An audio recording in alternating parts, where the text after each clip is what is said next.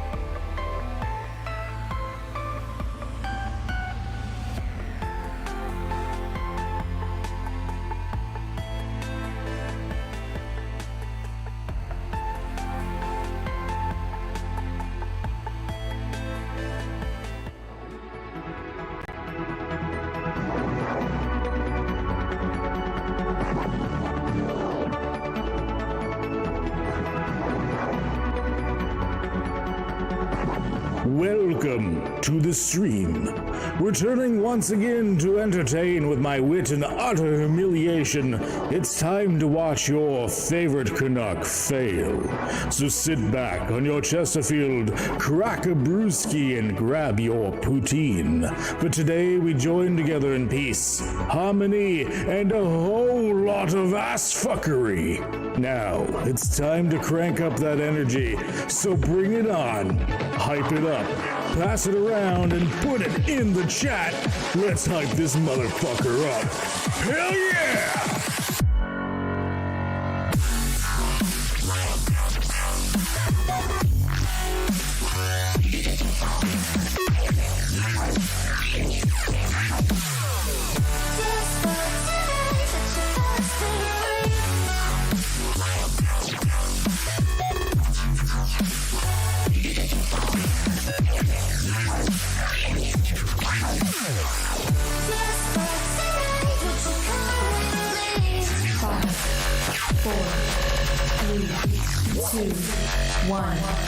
Begin.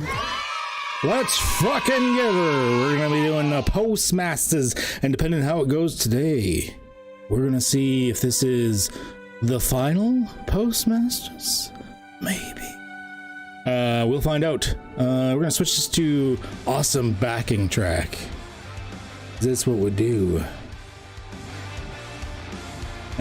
Should be pretty good. Maybe a little bit lower.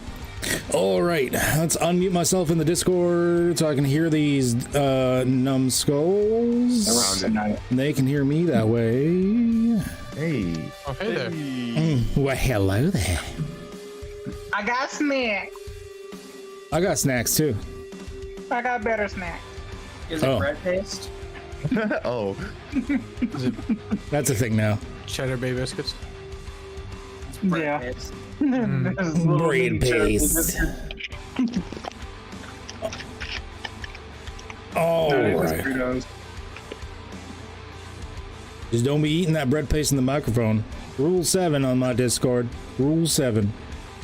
Is that actually a roll? That's awesome. Chewing But noises bread will paste. get you fucking booted. That triggers me like no tomorrow. Bends over, ass open. I have a friend that has no regard for it at all. Just chips, everything. Yeah. They would die at my hand. They'd just be dead. My buddy would do that when we would play League, and I would like mute him on my server. Oh yeah, we mute our friend. He'll get mad. He'll text us because it's an in real life friend. He'll text me be like, "Why don't you guys just unmute me already?" Like, sorry, you done eating? Stop stuffing your face. Maybe when you're not chewing like I've mentioned before, like a Michael J. Fox version of a cow, then you know it won't be so bad. Yeah, we had a buddy who really, really liked apples. That was unfortunate. Oh man. Unfortunate. By the way, for anyone wondering, this is how D&D games always start for every group that has ever played D&D. You talk about weird, stupid shit. Well, you sort of gear up getting ready for game. This is just how it goes. I'm not lying either. Yes, It's just how it goes. it's tradition. It's tradition. So says the prophecy. You know, my mic all set up. That's the wrong video gameplay screen.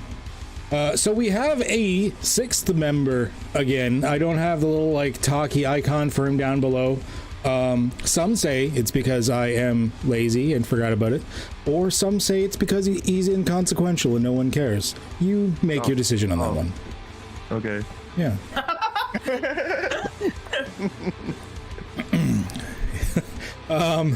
I'm not gonna expound upon that. Either way, we're gonna move on. So welcome back to Postmasters of the Universe. And this week, let's do a little bit of a recap to figure out where we're going, where we've been, and give the GM more headaches for the week, trying to figure out what the fuck is going on. Last week, you were in Flanberry's post office, your post office. You were talking to your boss. You were talking to, like, just sort of milling about the place, you know, early day work stuff, all of that type of thing. Hey, thanks for the subscription, Ace of Kings. That I'm going to interrupt what I say for. A subscribble. And right in the middle of talking to them, once again, as usual, you hear Mr. Flanberry and Stryker talking in the other room, like, damn it, Stryker, all that usual stuff. When there's crashing through the windows, crashing through the doorways, and there's like a full-on like assault happening on your particular post office. You manage to fend them off. But two things happen. First of all, your post office almost starts to burn down, but you guys do manage to handle it really nicely. So good on you for that. Secondly, one of you did see someone in the side room kind of fiddling with things and then leave, not attacking anybody, which seemed kind of weird at first.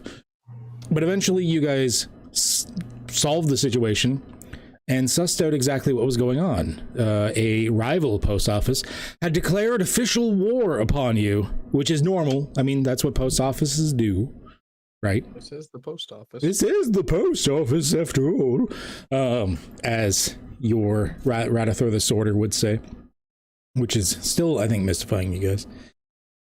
And with this, you discover that you're at war with a rival post office, and they have stolen your last package in this series of packages that you needed to deliver. The last of the Sears packages that have been sitting around for thousands of years, waiting for the right moment to get delivered. and them motherfuckers just stole your package. So you decided to go get it back, and you decided to get it back in the smartest way possible by burning the building down first and killing everyone inside. There's no second part to that, actually. That's about where we stopped.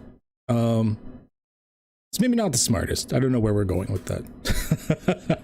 But that is where we are. So here we are standing in front of a burning building.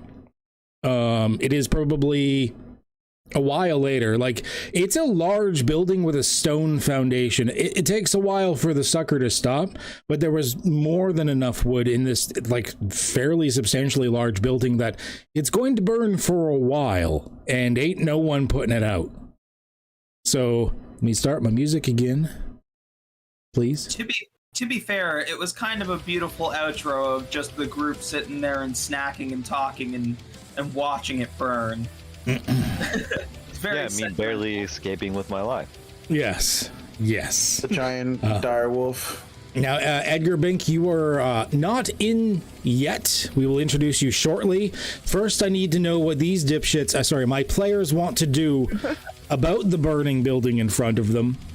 So yeah, you are standing there. It is, if I remember correctly, I said it was like dusk, like just after dusk. Like there's a bit of like the twilight left in the sky, fairly still open sky, not many clouds, and with the dying light, the majority of the light around you is from this giant bonfire in front of you, filled with mail and timber and corpses of your enemies, as is the post office way. What are you guys going to do about this? Because that's up for you to figure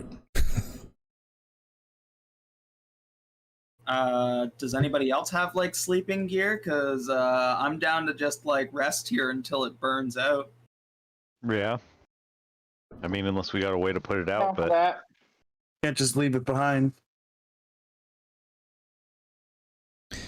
Okay, so you guys are going to camp on the back lawn of the rival post office you're at war with after your high level of arson. Is that what I'm hearing?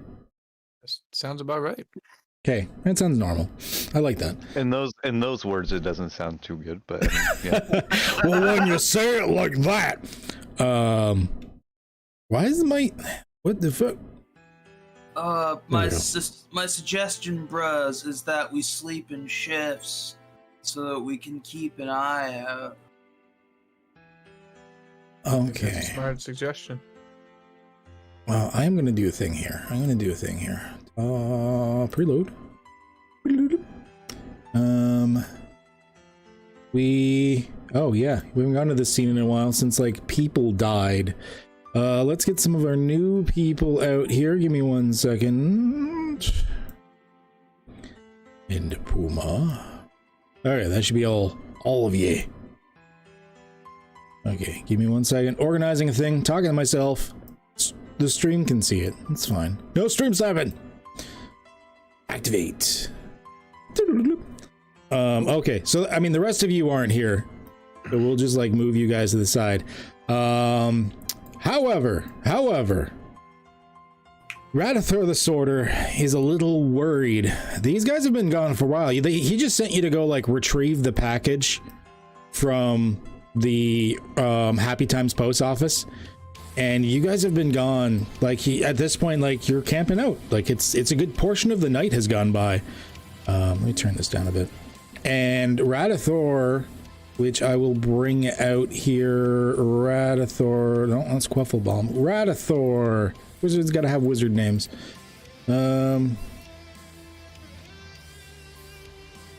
Okay, so Radithor the Sorter, the main guy that's sort of like middle management, something like that, is a little bit worried.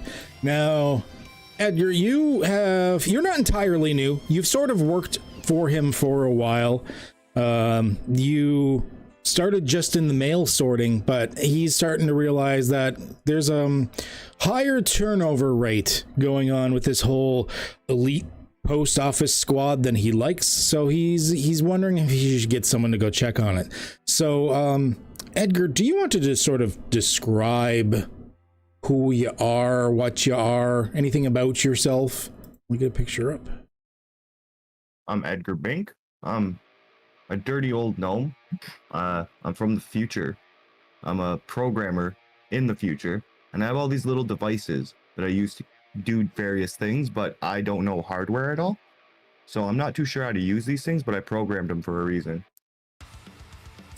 You know what? I accept that. Okay. So, I mean, everyone laughs at you when you say that. I mean, you remember talking to an elf, half elemental, water elemental, or half elf water elemental thing on a hippogriff that was casting spells and summoning a demon yesterday, that you're from the future, and he just laughed at you because that sounds ridiculous. That's no one can time travel. That's stupid. And then he flew away on his hippogriff. But nevertheless, yes, Radithor looks at you. He brings you out. Normally you've been working the night shifts lately anyways. Someone's got to sort at the night so the deliveries can happen in the morning. And he brings you out and he goes, Edgar, Mr. Bink, could I have a word with you for a moment, please? Yes, sir. Oh, good. Well, you remember those, interesting people that we hired to do those special deliveries on the special contract that we've probably talked about over those egg salad sandwiches at lunch? Yeah, the dream team, I'm sure, is doing so well. Yes, well enough that, I think I should send someone to look in on them. They were just supposed to go and retrieve a package. I'd assumed that, of course, they were going to be smart and stealth their way in, which they probably did. But nevertheless, I would like someone to check just to make sure they haven't exploded or turned into sheep with explosive properties or something. I mean, it happens. It is the post office, after all. Oh, God. Wouldn't be my first exploding sheep. I know, right? Last Wednesday. Oh. Last Wednesday. Yeah, well, we stopped it. That's the important part. Anyways, yes, would you mind checking in on them? I will, of course, change your hourly rates to be more along the lines of theirs, if you do so. It sounds good. Looking into things is my specialty. Good. Consider this like a bit of a promotion. Not much of a pay raise, but a lot more responsibility. One of the best promotions you can receive. It's an honor. Good. After all, we're all friends here, like a family even, and that's exactly why you come to work. Not money, family. Well, good. Yes, they're at the following address, and he gives you the address for the Happy Time post office. Which is same district, but it's a bit of a walk, especially for your tiny little feet. Little bit of a walk. It would take you probably 30 minutes to get there, that type of thing. All right. Good. And get them to hurry back, will you?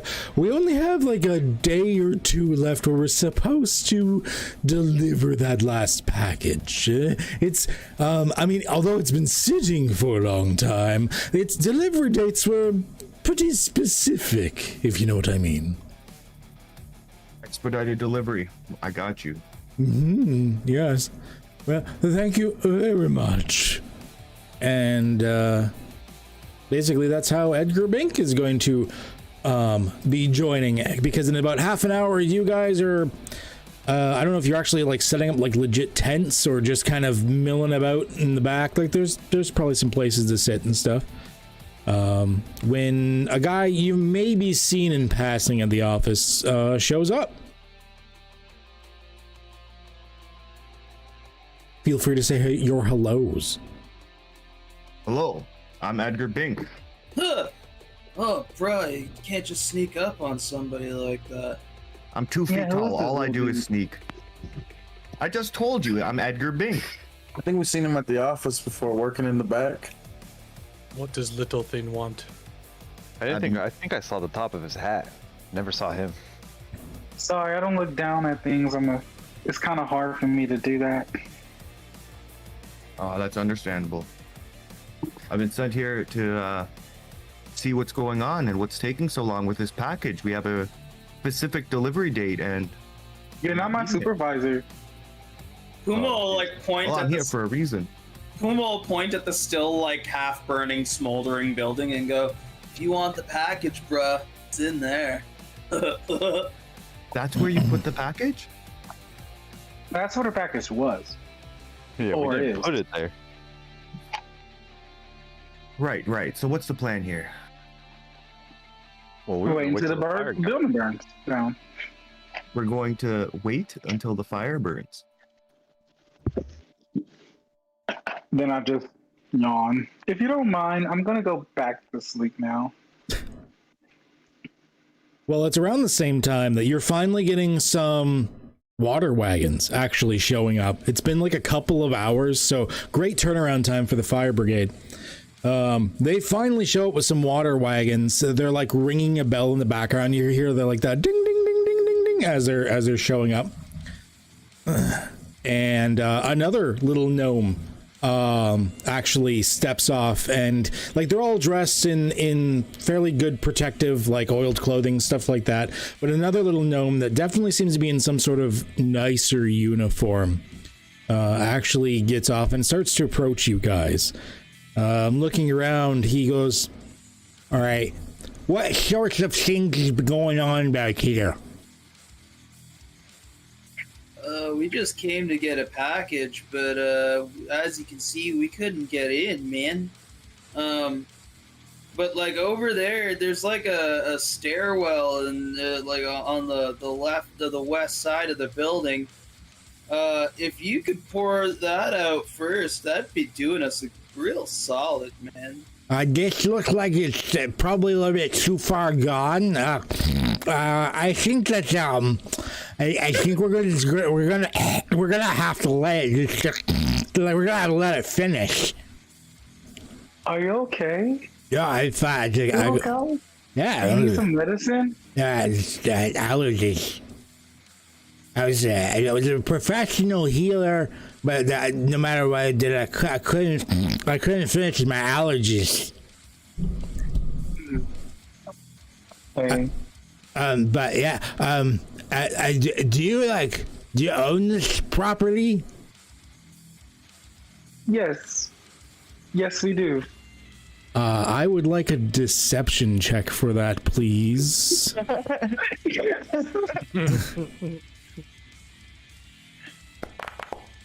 Wow. Excellent. I mean, he didn't roll great, but he rolled better than you. Tell you what, we don't really know much about the situation, so I'm gonna have everyone vacate the property while we figure it out. Cause I don't really know who you There's are. something we need here, though. And these mean people really, really put us in danger and almost burned down our post office. So But you just said this was your post office. it is now. That's how war works. We took it over. Oh, you are at war with them. Did you kill them all? Yeah. Did we kill them all? Yeah. I did no killing, if that's what you're asking. Well, are any of them still alive? Amazed to Hey be guys, did you seen. guys kill them all? I didn't participate that much. Was there anyone outside, or were they all inside? I definitely I'm think sorry, you're just a firefighter, right? Well, I also work in the clerk's office. Gotta wear a lot of hats. Do you have Gonna any take care ID of the on you to census. prove that? No. But I have a team full of really strong guys that will kick your ass. Okay, I'm little fella. gonna stand up off the ground, Okay. and I'm gonna walk over to the guy, put my hand on his back, and like move a little bit closer with him to the fire, and go, man, let's help each other out. I think we can do something for each other. And I'm gonna fog cloud on the heat to try and almost dehumidify just that space so that he can breathe clearer. Okay, all right. Well, you're gonna fog cloud to. Well, that won't dehumidify. That will humidify it. Or humidify. Yeah. Yeah. You know Trying what? to open up I'm trying to open up his nasal passage. And it's pretty toasty around here, seeing as you're next to a very large fire. Let's see here. Let's give him like a con. Bit. All right. Yeah, I'm gonna say that you managed to sort of loosen things up against his better judgment. You hear and it's one of those sneezes where like there's like the dribbling like snot like just hanging from the face, and he like shakes his head to try and get it off. He does that like wiggle thing, and he's like, oh god, again. Ah, boy, that sounds that I can almost smell again. That's pretty nice. Thank you. No problem. See, we can help each other out. And like he'll like tear a piece of like the bottom tunic that he has and hand it to him as like for like a napkin. Go ahead, man, wipe your nose, and then we just want to stick close so that we can get our package, bro. We'll stay out of your way, and if you want to let it burn out, we can sit here and let it burn out. But we got a job to do, just like you. All right. And so just get your story straight.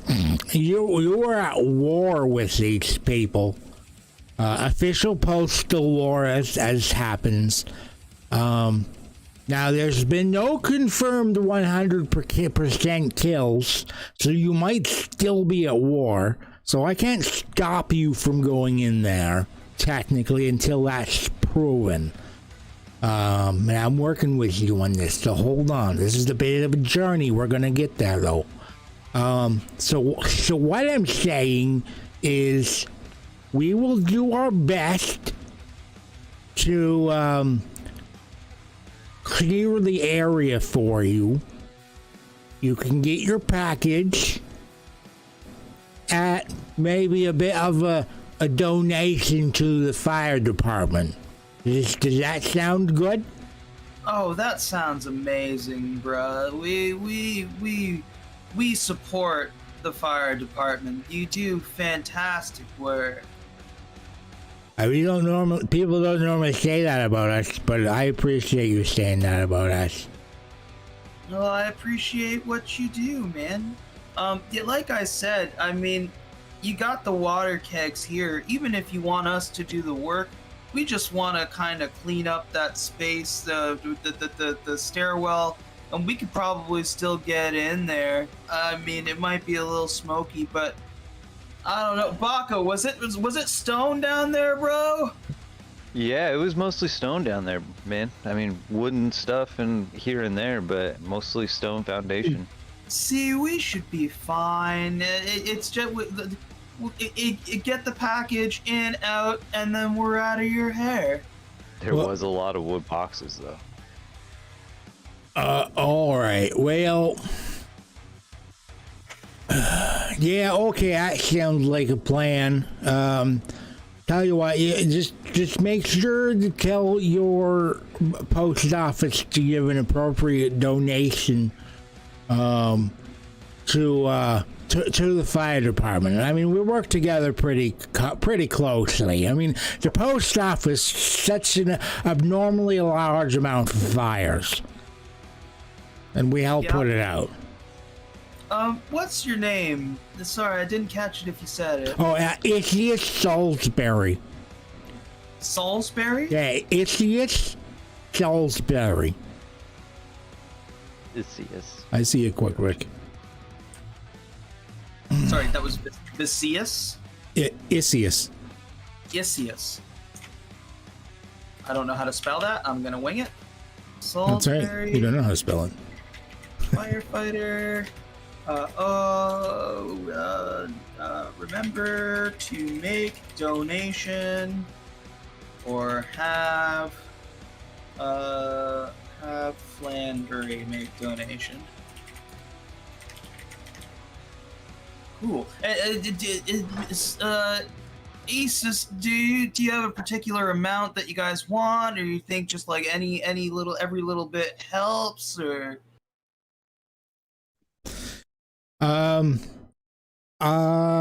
Whatever you think is fair. He'll know. You work for which one? Flanberries? Flamberries, that's right. Yeah, you guys have made donations just before. He'll just take it out of your pay. Okay. That's pretty normal. We For sure. made the deal. That's fair. Appreciate that, man.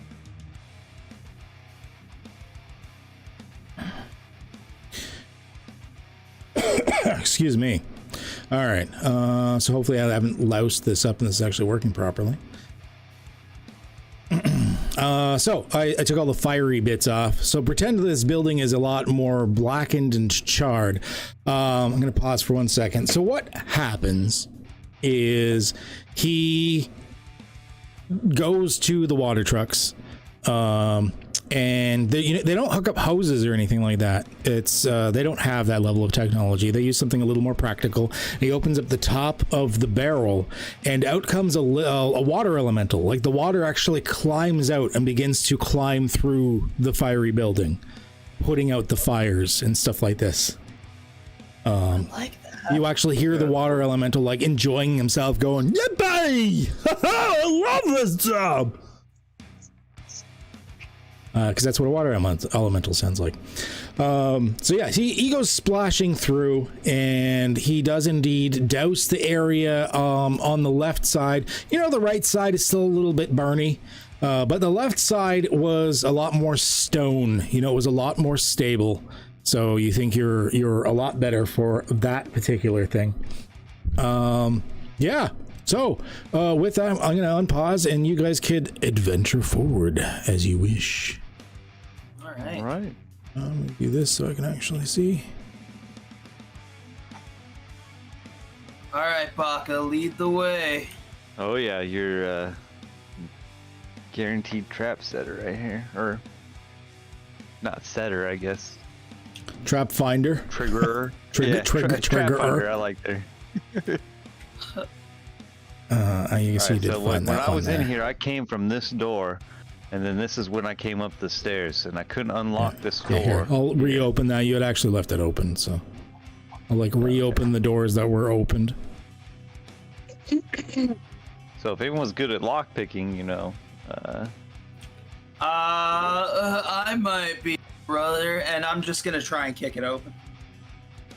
Okay.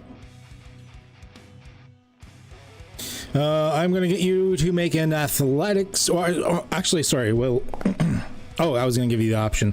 So for future note in my games, when someone goes out to a door, if you want to open it, I give you the options of kick, pick, or stick. Basically, do you wish to pry it open with a skill check? Do you wish to cause damage to it until it disintegrates, or do you wish to pick it with tools and open it that way? So you rolled really good. We are definitely going to kick. So at this point, there is a resounding crack, and the door opens. We're going to pause for 1 second. Okay, so you're all downstairs. Good. Okay. Give me 1 second here. And this one? This one. Okay. Remove that a quick one. There we go. So as you guys get downstairs, there's this crashing, crumbling, almost like some sort of redeemed player complication from chat. As the stairs themselves collapse, and you have no way back up from this avenue. You're going to have to find another way out.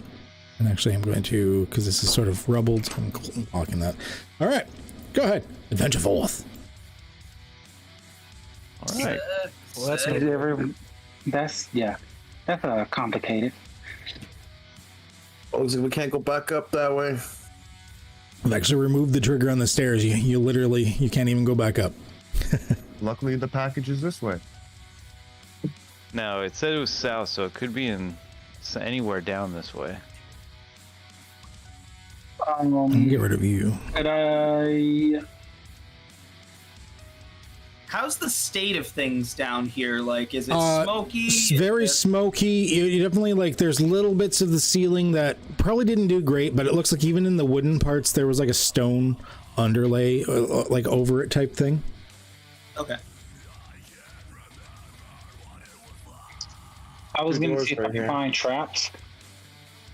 Oh, you're gonna look for traps? Best way to look for traps is just open the door. Come on. Yes, you can go ahead and roll a perception check for me if you want to look for traps on the door. You're gonna use the actual spell, find traps. Oh, yeah, that works too. There, that's super easy. This is I need 1 second though, because the virtual tabletop messed up for me. Oh, is it causing you grief? Just a little bit, but that's okay. I'm refreshing. No worries. We here I'll like move you in closer. Since it just detects traps, you do notice that there are indeed traps on the doors that you guys are looking at the moment. Okay, I would like to tell them. And over these wooden doors, there's a very discreet sign in like a nice official like Times New Roman type of font that just says "Sacrifice Room." You guys the doors, they're trapped. They're booby trapped. Can I disarm? Sacrifice room? And one of them says sacrifice room. You wouldn't know that unless I told you. If you want to try and disarm it, it is a roll with thieves' tools. Roll with the thieves' tools. It is a roll with the thieves' tools. There you go. What is this thing my girlfriend got me? Anyways, my girlfriend got me panda stuff. 13. That is not enough. All right, someone else. You didn't set the traps off, but it is not enough to disarm them.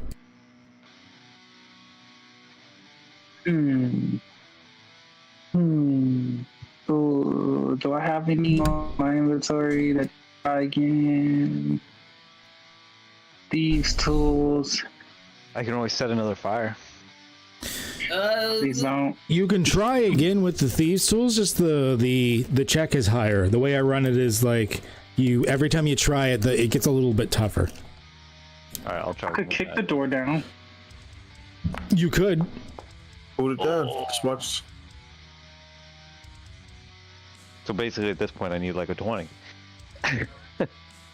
Yeah. Come on, Bacadine, we believe. All right, I'm just gonna do my thing. I'm gonna open the door and take this trap. You guys want to step back before I do it, just in case? I don't want. Yeah, everyone. Yeah. Step back. Say less. Say less. Wait, you open the door. Let me pause for a second. You open the door. The trap goes off.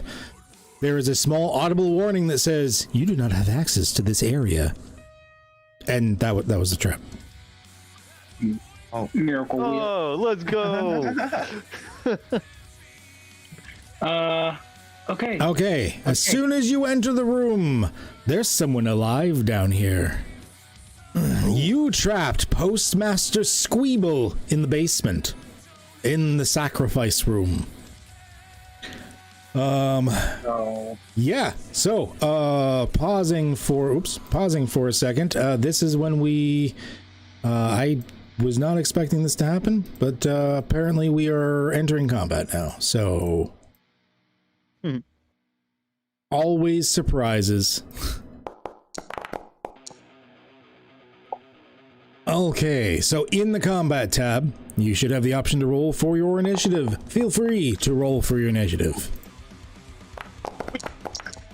I like your pink D20 there. Oh man, we're gonna gang beat an old man. thank you. Okay. So, Baka, you were the first one to walk in the room, but Puma, you are the first one to react.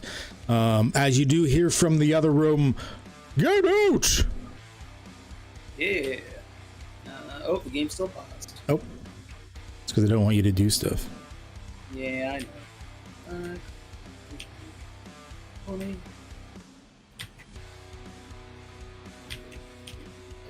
25. 30. 35. 40. Yeah, I'll get right up close. And it looks like somewhere between, like, you can see like a bloodied body on an altar. You can also see sort of like pews. It's got some sort of almost like a religious setup But I mean, it's a post office. Yeah, I'm gonna say, where's a package? You'll never get it. Cool. I'm gonna throw a dart at him. Cool, I'm gonna throw a dart at him. I'm assuming you actually say, "Oh, cool," and then just like you actually say it as you chuck it in his face. I'll never tell you. Oh, cool story, bro. And just toss the dart at him. Okay. Ah, that very much hits. Oh yes, very, very much hits. It's 3 piercing damage. No big thing, but Why is the auto I thing want him not to know working? I want him to know I mean business. Okay. Yeah, so like it sort of like scratches his one arm a little bit, and he's like, "Hey, none of that." Huh? All right, Baka. All right, I'm gonna go back this way and magic missile him from over here. Yes. There you go. Pew pew pew. Bam. Okay, and I'll roll the other 2 for you. I forgot to fix the thingy. So you actually did 11 points of damage, which is actually a substantial hit. He's like, "Oh!" And that will be my turn. Okay, so yeah, the missiles streak out of your hands, heading towards him, impacting in his chest. And you can, like, he almost like gets like a step back. Drusmil.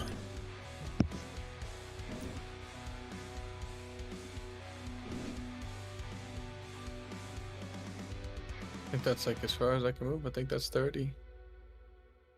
So there's not much that I can do. I just make my way to the. You door got to 5 try and more get feet an of eye on movement, what's actually. going on. Oh, do I? Yeah. Oh, here, so I can show my cursor. Yeah, that'll get you to 30. Oh, okay. All right. So you can see in the room at least. Yeah, I just get into the room here and I can kind of like, hey, you know, don't you hurt my friends. If you have anything ranged, you can do that. Otherwise, don't forget you have the dash action. You can just take your action to move faster, like further. I don't think any of these are ranged. Yeah, you're not really much of a ranged boy. No. So no, Oh. I won't. You can huck a hand axe. I can huck a hand axe. Yeah. I mean, oh If yeah, you want. fine. Yeah. Okay. I mean, like, let's try it. Let's try it. I think I can just like I see him on the other side of the altar, and I decide I want to toss a hand axe at his head. So you enter the room, you see an old man, you throw an axe at his head. It's just like any other Sunday. That is unfortunately not going to hit him. He deftly moves to the side, the hand axe whistling just past Puma's head, like his ear, just like Puma, you like hear that, like it almost like just trims the point of your ear off, but you manage to like also duck aside, and then it just sort of clatters to the other side of the room. If only I could deflect missiles to the Postmaster. Yeah, that would be pretty awesome. Oh, that would be awesome. Postmaster Squeeble.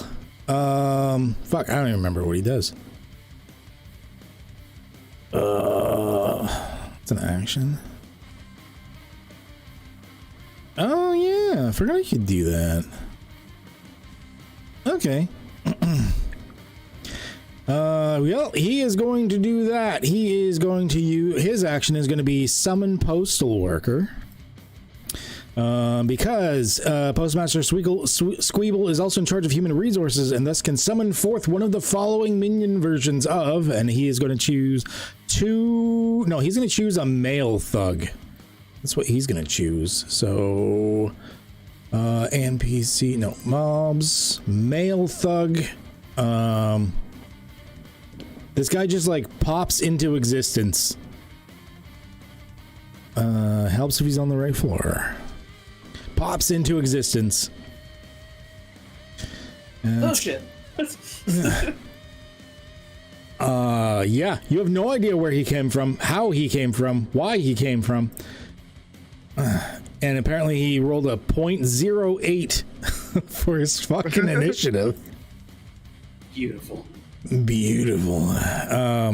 Yeah. And that is, does he have a bonus action?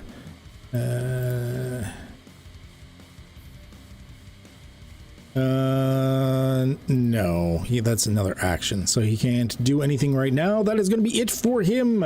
Moving on to Orengoth. So far, I can move in here. Oh, that's 15. I can rage still, right? I got 3 of them. Yeah. Let's click it. Activates it. Yeah. It's a bonus action to rage. So you're going to be taking like half damage from standard weapons, and all that good stuff. I'm gonna hit him with my great axe. Oh, is it supposed to roll with the advantage? Did you want to do it recklessly? No. Okay, so then you just roll a normal. Oh, that is unfortunately going to miss everything. Everborn. Swing and he just ducks it. Yeah, so you just you come in and I mean there's still lots of rubble and stuff on the ground. So you go to swing your axe, but then your foot kind of like, it does that thing where it almost feels slippery, but you realize it was just because your foot slid on some rubble, and you look down and there's like a pen that your foot had slid on, and you're like, oh, and the thug just kind of looks at you and goes, oh yeah, that happens. All right, I think that's the end of my turn. Yui. Hello. I don't know if I want to go check out what's in the other room or help them. I want to check out what's in the other room, so I'm just gonna go here. Yep, only you can make that decision. I don't care. I'm gonna look past and be like, you guys got this. I'll go over here and can I check for any traps on this door? Or yeah, you can use your actions to check for traps. If you want, you can roll a perception skill check. Okay, perception. You start like feeling around the door and looking for little triggers and shit. Looks clear. As far as you can tell, it's clear. I won't open it. Okay, you open it. In this room, it looks like it used to be a storage area for mail. It is now nothing but smoke and cinders. Oh no. I cough and just like close the door. Yeah. It's like a billow of smoke that just hits you like a wall. Or like, yeah. And I close the door. All right, and that would be you, basically. Yeah. Edgar. Okay, so I'm gonna. I'm gonna move in.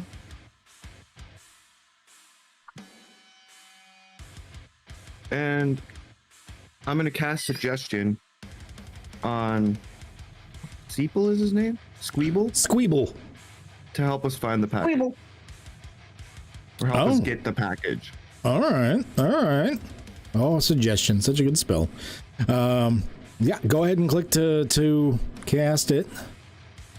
It is. Oh, you even targeted him? Oh, such a good boy. That is he actually, that would be a fail, but he has advantage on saving throws against magic, so he gets to roll again. Wisdom. Dang. Hacks. Well, okay. And that is a 15, which I believe makes it. Yes, because you have a DC 13. So, yeah, because he is unfortunately magic resistant.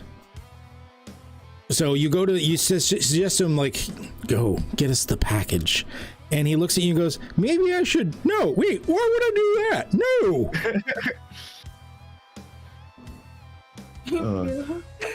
And that's me. All right. It feels like it almost took hold, but not quite. Almost. Okay, Orengoth, you have this male thug's attention. He like looks at you after you're there, you've kind of like semi pulled a hamstring when you slid on that pen and stuff, and he's like, oh, I'm sorry to do this, you know. And yeah, he is, oh my gosh, okay. He is going to hit armor class 19 for 19 bludgeoning damage. Wow. What? Jesus, that must have been Yeah, that was almost max. That was basically max damage. Oh my. Oh. Okay. But you take half because you are raging. So you will actually only take 9 bludgeoning damage. Oh, better you than Okay. me, bud. Jesus. Yeah, that's why barbarians are awesome. Okay.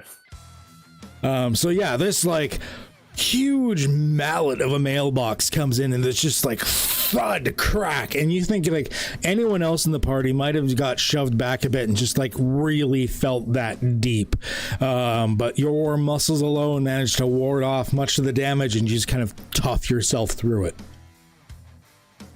That's it for him. Puma Subaru. Gee. I'm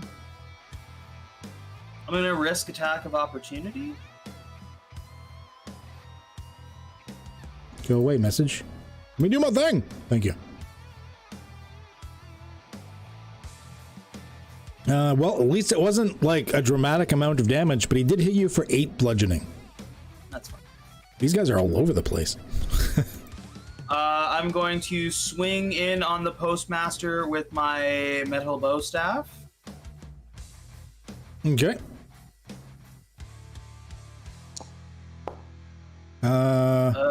That did not seem... Are you really only hitting with a +3? That doesn't seem right.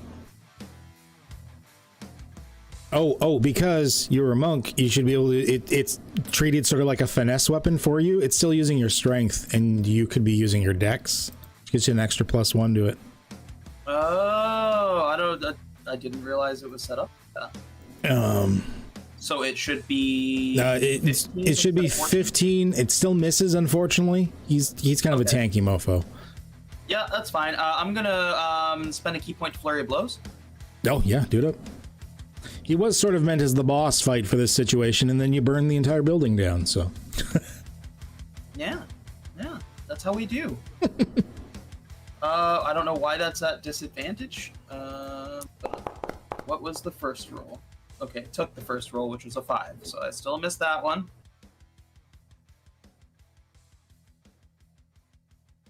And I missed the third attack too. Oh, damn. Once again, he's pretty tanky. And that's my turn. Okay. Oops, sorry. Oh, I didn't realize the turn thing was working for you guys. All right, perfect. Baga. All right, I'm going to use my light crossbow on the Postmaster. All right. And it's gonna miss, it looks like. He also has resistance for crossbow attacks from elephant people, specifically. What? No. Oh, I was about to say, that's ridiculous. Ultra-specific racial ability. Oh, man. And that will in my turn, actually. Okay. Drusman. Alright. So I would like to run up here and perform an unarmed attack on Mr. Male Thug. If that's possible.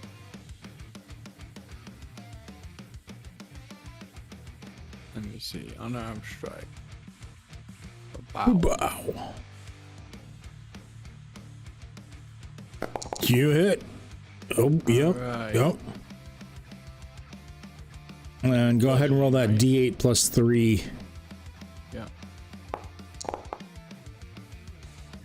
Okay, that's gonna take him out. So how do you take him out?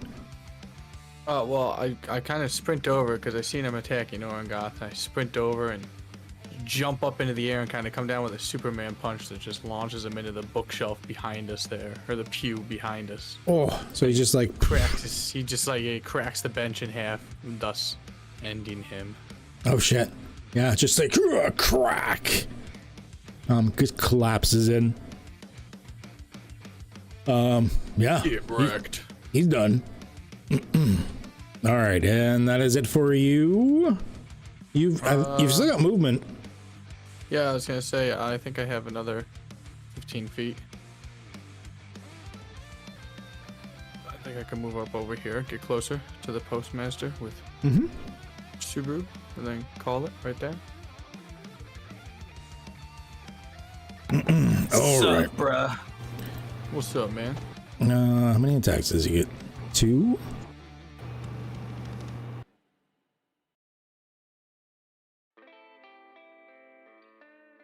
Oh, okay. I was making sure he didn't have like super attacks. I couldn't remember how this guy works. So he's gonna make like an attack on each of you. So first we're gonna start it with Subaru. Puma Subaru. My dice today. Holy fuck. So armor class 25. Jesus. For 8 slashing damage. Yep. Youch. It's like, can I roll less than a 19 on the die? Like, what the hell? It'd be nice. It would be nice. It would be nice. And then against Drew's Mill, that's still pretty decent. 16 armor class for 4 slashing damage. All right. Now I have the reaction for brace. I can only use that if he moves in front of me, right? Yeah, I believe he has to move towards you for the brace thing to happen. That's what I thought. Okay. We did a thing for it. Maneuver brace. Yeah, whenever someone moves in within reach of you. So yeah, it's you gotta wait till someone moves towards you. Okay. All right. That is it for Postmaster Squeeble. Orengoth.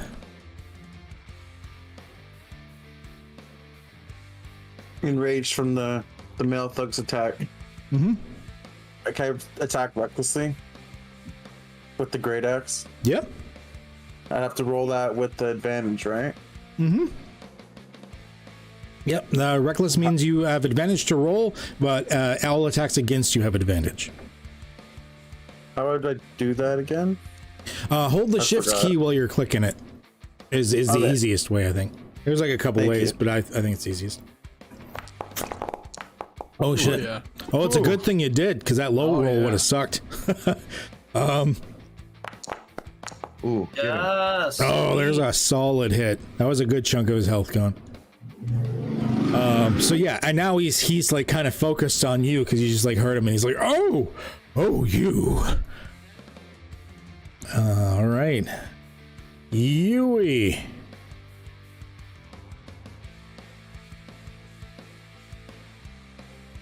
Alrighty. I got this weird thing on my screen, so I can't really see anything. You got a thing on your screen? Oh, this circle thing? Yeah. 1 second. Alright, there we go. And it's like super late. So what I'm gonna do is I'm gonna actually join the room. So like 5. Oh god. 10. 15. 20. Hey, there's a little elf guy. 25. 30. Oh shit. Did you just call me an elf? I called you what I called you. You just assume my rank. I'm a gnome. 30. He called you an elf with a hard F. Hard F. 35. 40. And I'll use the dash action. Okay. As my action. So. God damn it. It's so slow for me now. How long is this? What is this? I'll just move to like right here, because that's enough. Yeah, sure. Here, I'll. You want to go like there? I'm gonna send. Yeah, I want to. I could still like my next turn attack him from this position, right? Mm-hmm. Yeah, you can attack him. There. Okay. Not right now because you used your action, but no, on your next turn. I know. Yeah, I said my next turn. Sweet. All right, so you just charge into the room, bounding around your friends, like hopping over these pews and getting yourself into position surrounding this guy. Yeah. All right. Moving on, Edgar Bink. Okay, I'm frustrated that my suggestion didn't work. Mm-hmm. So I'm gonna fumble around in my component bag and pull out like a little mechanical dragon's head. Okay. And I'm gonna run over here. Okay. And I'm gonna strap it onto Puma's head. What? Oh, he's giving you dragon's breath. I I don't bother. Like, we'll ignore the damage thing. I don't know why it has it built in for that by default. My other setup, I actually have it fixed already. You get to choose. Is it going to be acid, cold, fire, lightning, or poison breath that he gets? Let's make it cold because, you know, we had some bad experiences with hot. Okay. So, Puma Subaru, you now have a breath weapon attack. You can use as an action if you wish. He like sticks this dragon helmet over his head. Like, oh, bro, I'm blind.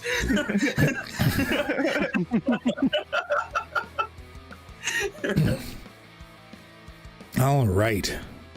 So that's you. So Puma, what's up? Do I have to use an action or a bonus action? It's an action to use it if you want to use the dragon's breath, but it is 3d6 damage. So it's up to you. I'm gonna breathe all over this motherfucker. All right. So that is a dex save, I think it was. Yeah. Now, yeah, and technically, because it's not being cast on him, he doesn't get his magic resistance. You're just, the magic was creating it, so I'm not giving him his magic resistance on this. Although a 19 is still a 19. That's he takes 4 of whatever damage. Well, that's the thing, he still takes half. You're still doing damage either way. Yeah. And he has a really high armor class and resistance, and this way, you're going to nickel and dime him one way or another. Yep. Dragon's breath, beautiful that way. I'm going to. I'm going to use a key point to use my bonus action to take the dodge action. Okay. All right. With ancient defense. Okay. All right. I will get to the complication shortly. Baka-ding. Before I do anything, I'm going to pull a card. Oh, fuck. Oh my god. Fuck. Oh, no. Baka. Why? Who let him keep that? Feels right. It just feels right. How do I keep forgetting to bring this up? I know you guys are going to be doing this. Okay. All right. Deck of many things.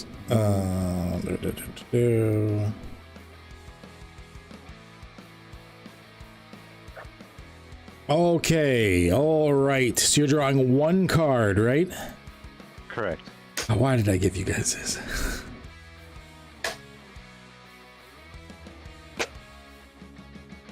Oh my god. No.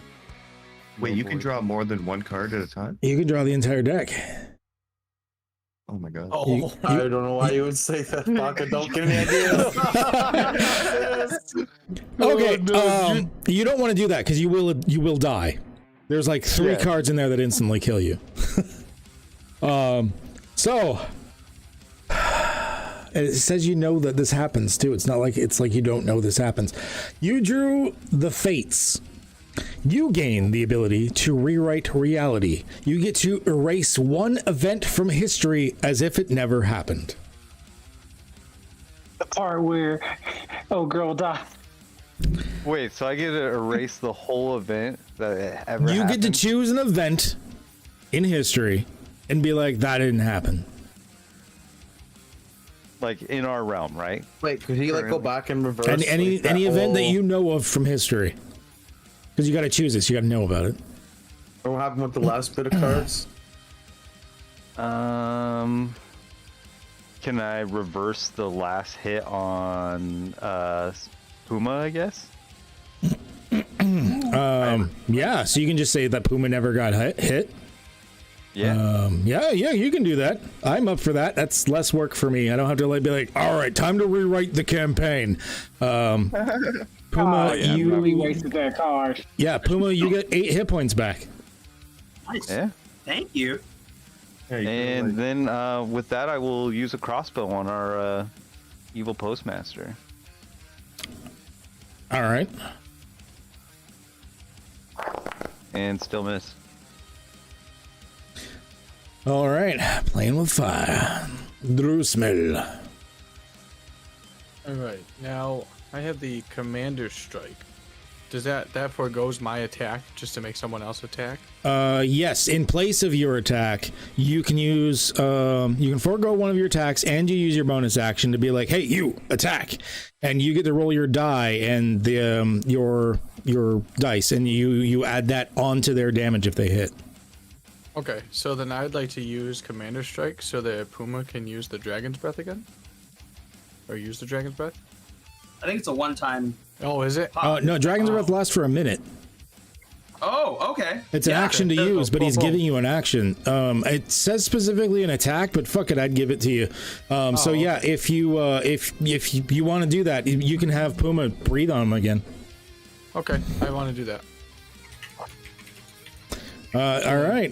Yeah. So save dexterity. That is going to be a fail. So you're going to get all 3d6 damage. Yeah, fuck those guys. 3d6. Well, Puma, go ahead and roll the 3d6 there. Yeah. Because he's breathing on him. 9. Shit. So yeah, that's extra damage. That, I mean, you were guaranteed damage one way or another with that, right? So it's not a bad use. Just when he thinks it's over the first time, he's like, "Oh god, it's happening again, bro!" Oh gosh!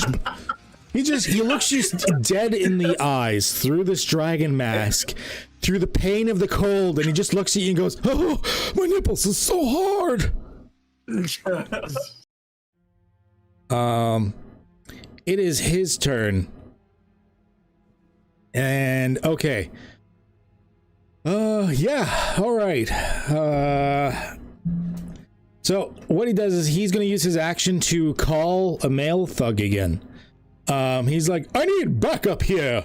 But I mean, appearing in the middle of the basement's kind of wonky. It was weird that it happened once. So what it is there's a male thug actually appeared like above him, but unfortunately the wood is half burnt through and rotting. So he actually crashes through the floor, instantly killing himself on him and then causing fall damage to Postmaster Squeeble. Oh. As if it was some sort of GM complication from chat type of thing. Let's go. So so his action is to deal 4 damage to himself and lose his action. And there's like another dead body nearby. I'll just like, here, we'll just like paste it like over here. There. All right, Orengoth. We'll just smack him with the mace. Oh, I forgot to do the advantage thing. You can just roll a second time. Just like click on the mace again. Just attack a second time. We'll count that as the with advantage. You're a barbarian. The likelihood of you not attacking recklessly, like I always attack recklessly, that is unfortunately still gonna hit. Or still gonna miss. Sorry. That would definitely miss the Postmaster. It would also miss a slightly slow child. But either way, you're not going to hit. I meant physically. Oh god, pull it together, man. I'll just end my turn since he's dodging. Yui. Let's see. I'm gonna stab it with my spear. Kick him with the hooves. Yeah, that never worked. It's gonna work this time. It will work. Okay, fine. I'm a hoof attack. Yes. Yes, get him with the hooves. No, the spear. The spear. Okay, who's fine? Oh, I'm trying to target him though. There we go. You can alt click on someone to target them, by the way, if you want. This shit never worked. Ah. God, oh no! Why? That is a negatory. In fact, you know, sometimes it feel like you kick straight out with like enough oomph and you didn't like leave a retract bit. It's almost like you bend your knee a little bit too far type thing. That's kind of what you do. I'm gonna just go train hoof attack. Yeah, so you kick out and you're like, oh, the ligaments. Ah. And that's your attack. Good times. Yeah. Sorry, Yui. Edgar Bink. It's okay. I've really been it. That's why We're all rooting for you to hit that. The first time I ever hit with it is gonna be so dramatic. Dude, we're gonna celebrate. It's the best gonna. part is he'll hit with it. Watch, he'll do like 1 damage. I was just thinking that it's going to be 1 point of damage. You know it's going to be 1 point of damage. I'm gonna die. All right, Mr. Bink, what are you doing? I'm gonna reach into my component bag again, and this time I'm gonna pull out like a big ass bell, but it has a propeller on the top of it. And Okay. I'm gonna cast Toll the Dead on. Why can't I target him? Okay, there it is. What is all these little dots? Who doing what? Here, the hoof attack. Thanks for the bits for the hoof attack. Bits for the hoof attack. All right, so that is a wisdom save. He makes it on the wisdom save, unfortunately. Oh, My dice are on point tonight. I'm so sad. My dice, your guys' dice, especially you, not so great. My dice fucking on fire. Love it. My dice better than your dice. Anything your dice can do, my dice can do better. My dice ain't got all right. bugs on the rest. So you like ting the bell, and there's just like that like builds in volume to the point where it's almost painful for everybody, but not quite. And you hear him like he looks straight at you and goes, "Huh, I'm old and deaf, motherfucker." I'm gonna like slap the side of my little remote control and be like, "Fuck, god damn it!" Okay. Puma. It was, oh man, this dragon thing's real weird, man. He's gonna like breathe and go.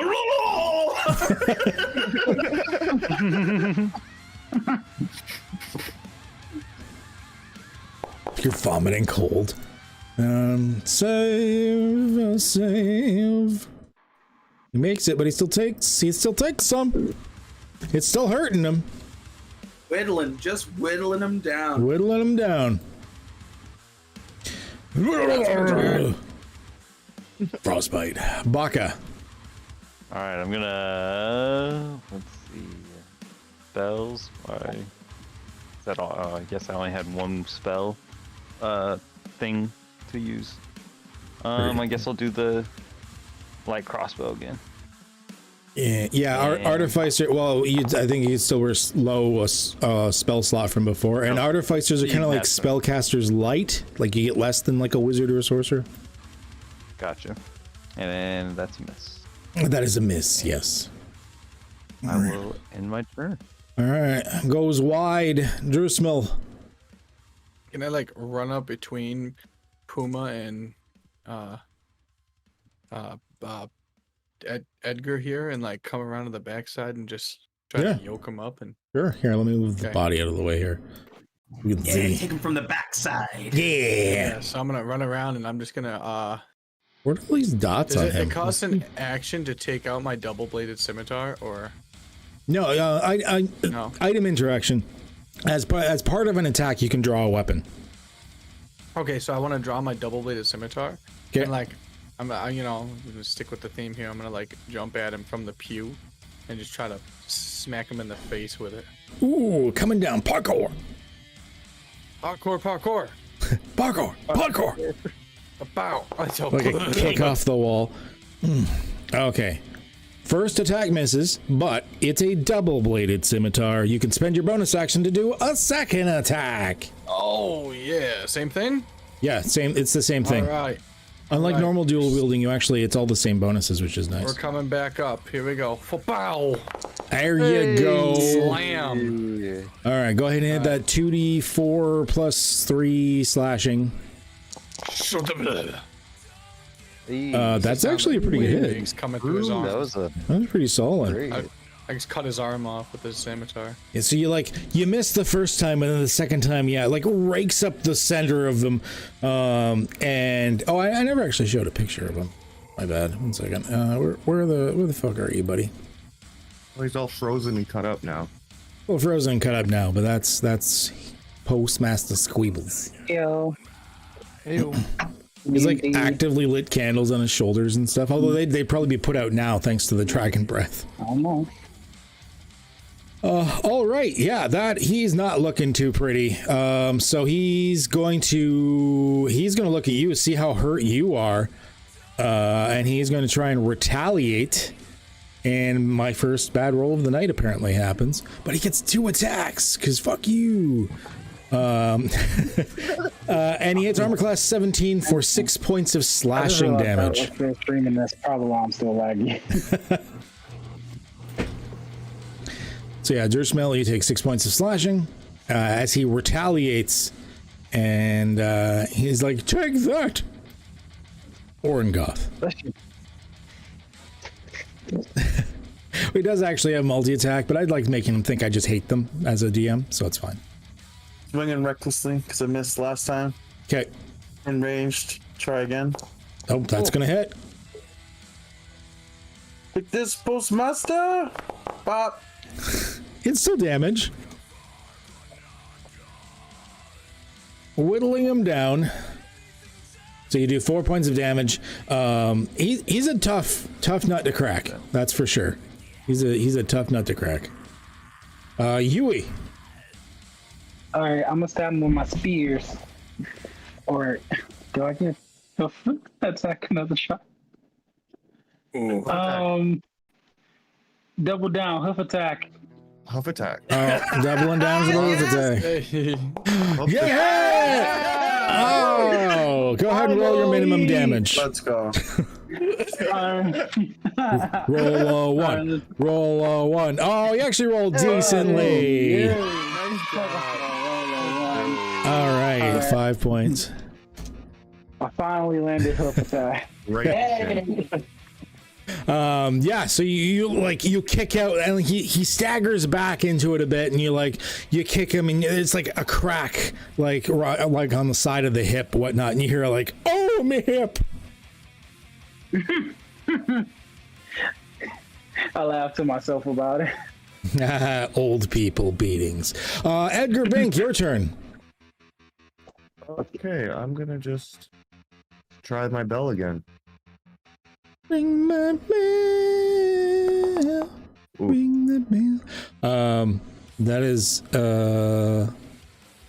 not correct. It rolled for him. No, it rolled. I don't know why I rolled that. Well, I mean, it's an 18 on the die. Like, he's gonna make it, but he actually has a +3 to that roll. Oh. And advantage. Unfortunately, the toll the bell does not work on him. He's pretty resilient as far as this wisdom crap's concerned. Thank you for the itty bitties, for the hooves. So you ring it again, and he just looks at you and goes, he's just like, "Still deaf, don't have my hearing aids in." I'm gonna like drop my remote and start jumping on it. God damn it, fucking work! Puma. He's gonna be like, okay, I really gotta take a break from this thing. I love it though. It's fantastic. And he's gonna go in for a bow staff swing. Okay. Come on, baby. That's fine. That's fine. We're gonna last key point, flurry of blows. All right. Pow. Pow. Wow. Come on, baby.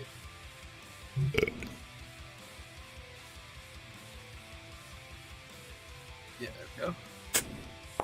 Oh, still a miss. One down. Still Oh, a miss. dude. Oh, good dice. Ooh. Yeah, thanks to my drunken technique, I get a free disengage and can move 10 feet. Or my walking speed increases by 10 feet until the end of turn. No, yeah, once you attack, I think it's like basically a free disengage and you can just stumble away. Yep. Bye. So, that's 5, 10, 15, 20, 25, 30, 35, 40. Just wanna get on the other side. Be like, all right, little dude, get out of the way. I'm gonna. Gonna punt him. Bucka! Alright, I'm gonna load up an arrow, I'm gonna kiss the end of this crossbow, and I'm gonna shoot another arrow, and hopefully it's Kiss the end of the crossbow, it goes off. Oh God! What's wrong? That's what happened. Damn it! Alright, I guess I'm just gonna put my crossbow away and shake my head in disappointment and just end my turn. I'm a sad adventurer. I mean, you guys did fail out of being adventurers. That's why you work at the post office. So yeah, Show on those colors tonight. Drewsmill. Okay, I'm just was going to shout out that this is ending now. We're done with this, and I'm gonna come in for one more giant slash with this double bladed. Okay, all right, do it. Oh shit! Yes. Your dice are also doing good. All right, go ahead and hit that damage. Hit that damage. Oh, an 8 damage is not enough. I get the second swing, right? Or no? I want to say no because I don't like you, but I will give it to you. Yes.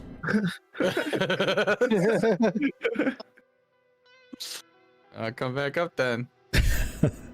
And that's a hit. Roll your damage. Bop. Okay. Bop, bop. He has 4 hit points left. You've done 10 points of damage to him. I am not equipping him with plot armor, so he is indeed wasted. How do you finish Postmaster Squeebles off? I'm down with the first swing, slicing off his other arm because I just sliced off one arm the turn before, and then I do like this flailing spin and spin around and cut his head right off. Oh, Yes. oh, it's like blood everywhere. He was like a sprinkler for a while, just like looking down at his arms, like ah, ah, and then just like the head going off, and just like.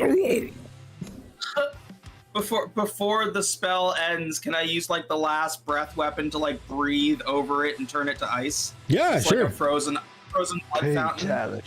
Just like it's just this like, and it goes like ding ding and like falls on the ground. Sick. Yes, You and can move it. Break it. there we go.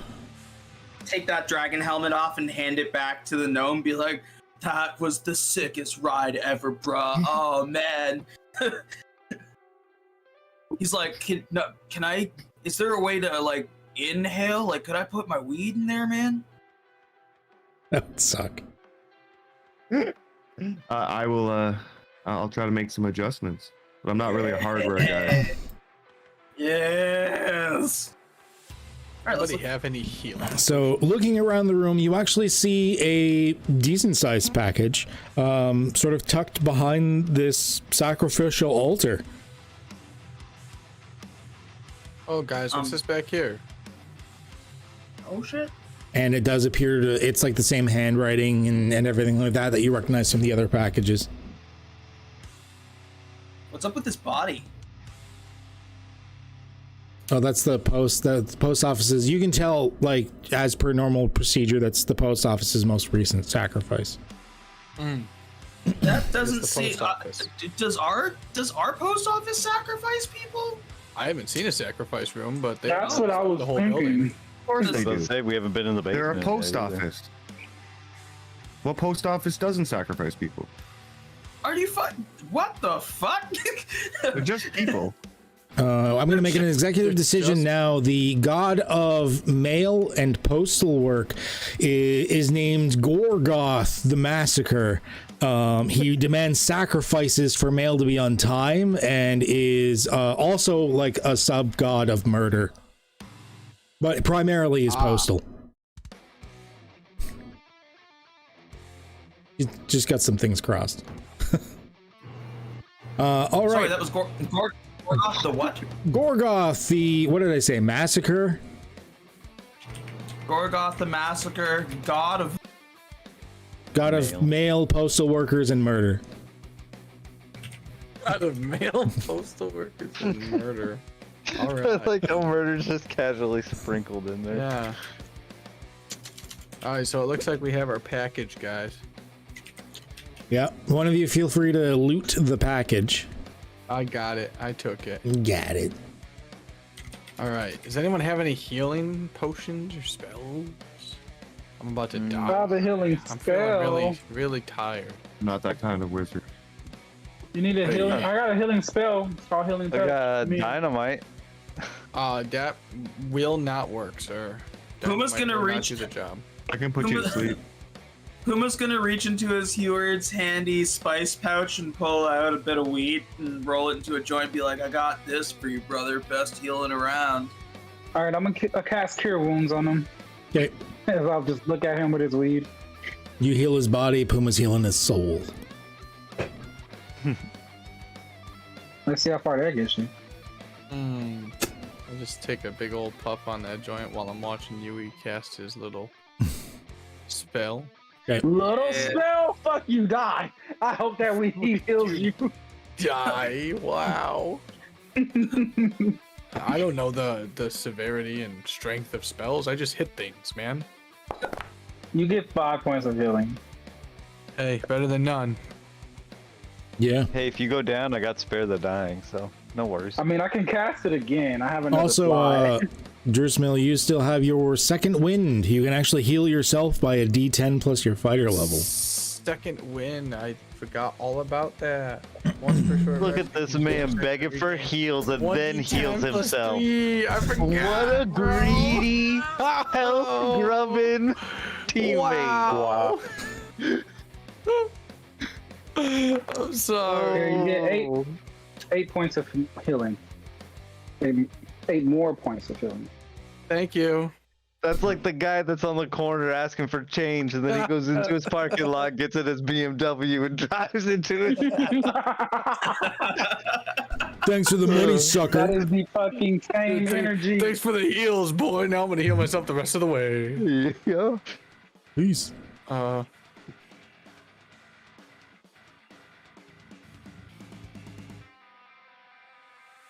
Oh, didn't need to. Stone camouflage. That does technically apply if you were hiding in this stone, like, because it's all stone here.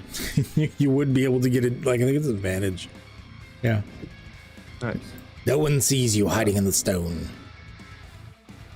Pop up and spook Orangod. So here's the next thing. We have to figure out how to get out of here. I'm gonna go ahead and open this door, cause let's check it for traps. What store? Where you at? okay, bro? so- you have to check it for chests before you open it. Baka, you go It's in too that late. room. I'll get to Subaru in a already second. did. Puma in a second. Baka, you go in that room. More smoke coming out, like it's just cinders and smoke and things like this. The giant pile of mail in the center of the room has a very familiar look to you, actually. The very first encounter you did in this campaign was a like sentient pile of mail due to someone illegally shipping a golem core. Looks like this was a very similar thing, except that it's been burnt to cinders and is no longer active. You guys passively defeated that encounter. Can I search it for anything lootable? Yeah, go ahead and roll an investigation. Puma, checking that door, it's not that it's locked so much as it feels like there's something barring it from opening from the other side, and even looking through like the cracks in the door, because it's barely together, you can kind of see little bits of what you think might be like a timber that's fallen down in the way, maybe like a couple small chunks of stone. Baka, didn't you say you have dynamite? Yeah. I think we're gonna need that, bruh. Gotcha. All right.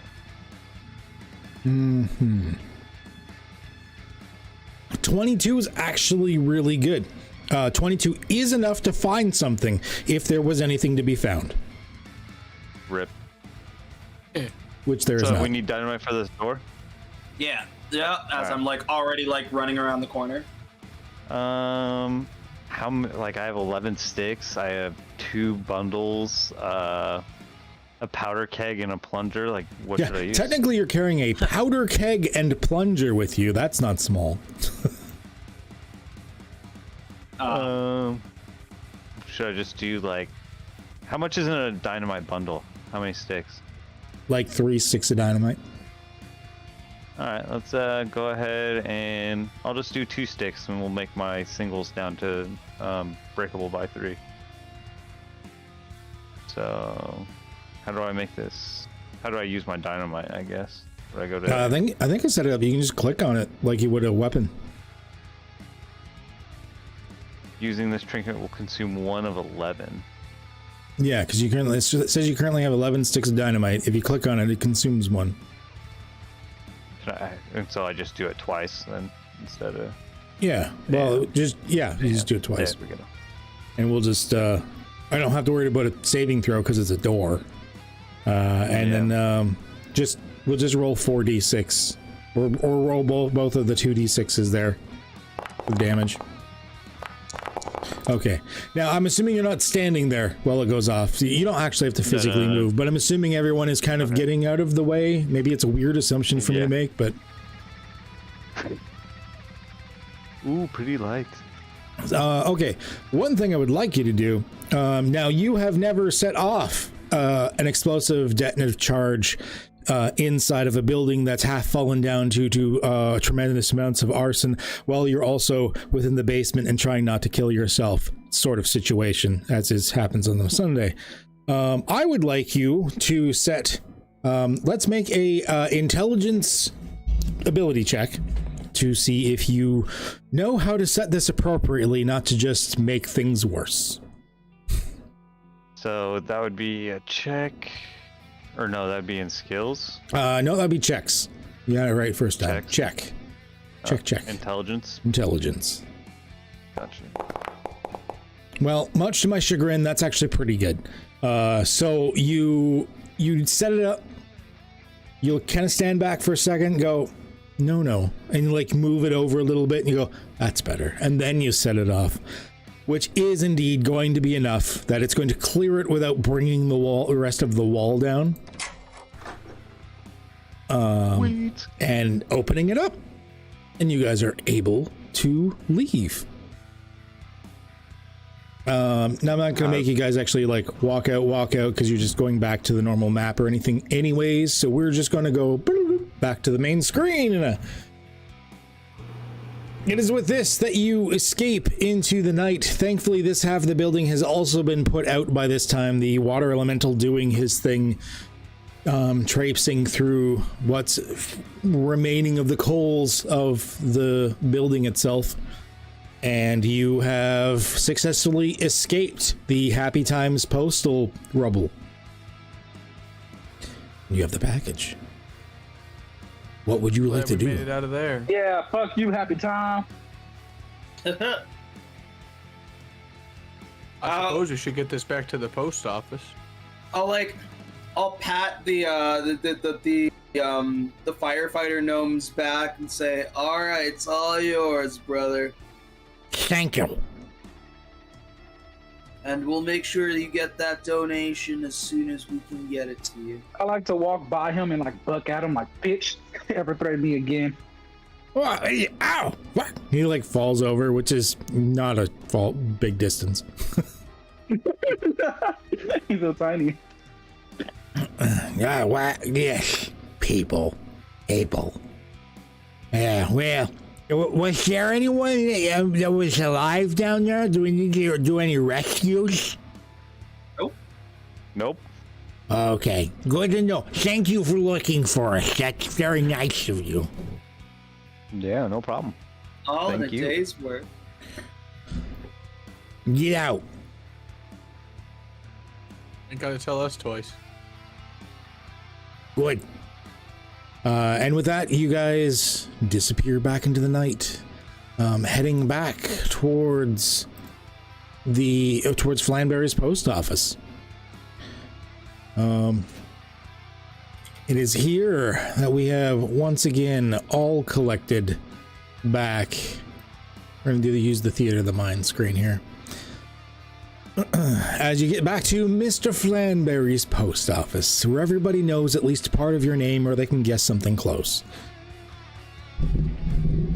All right, so you come in and most of the staff has gone home. There's a couple of the late night mail sorters, and Radithor, you've never actually seen leave or sleep or eat, or well, no, you saw him eat but you've never seen him like do anything else that a mortal would normally do. And he's there hovering in midair, as is usual. Let me re-show his picture for the stream and everybody. Oh, welcome back. Oh, that was quite a time you were gone. Did you manage to sneak in and get the package? Well, we got the package. There's also no more Happy Times postal service. Ah, Burn it to the ground. tell you what, for culpability's sake, don't tell me anymore. Fair enough. You snuck in and got the package. Very good. Also, we need to make a pretty generous donation to the Firefighters Association. Oh, yes, well, I'll take it out of the arson fund. Thank you, sir. The post office, obviously, we have a savings for an arson fund. Well, you've got the package. Hey, Radithor, Oh, yes. do we have a sacrifice room?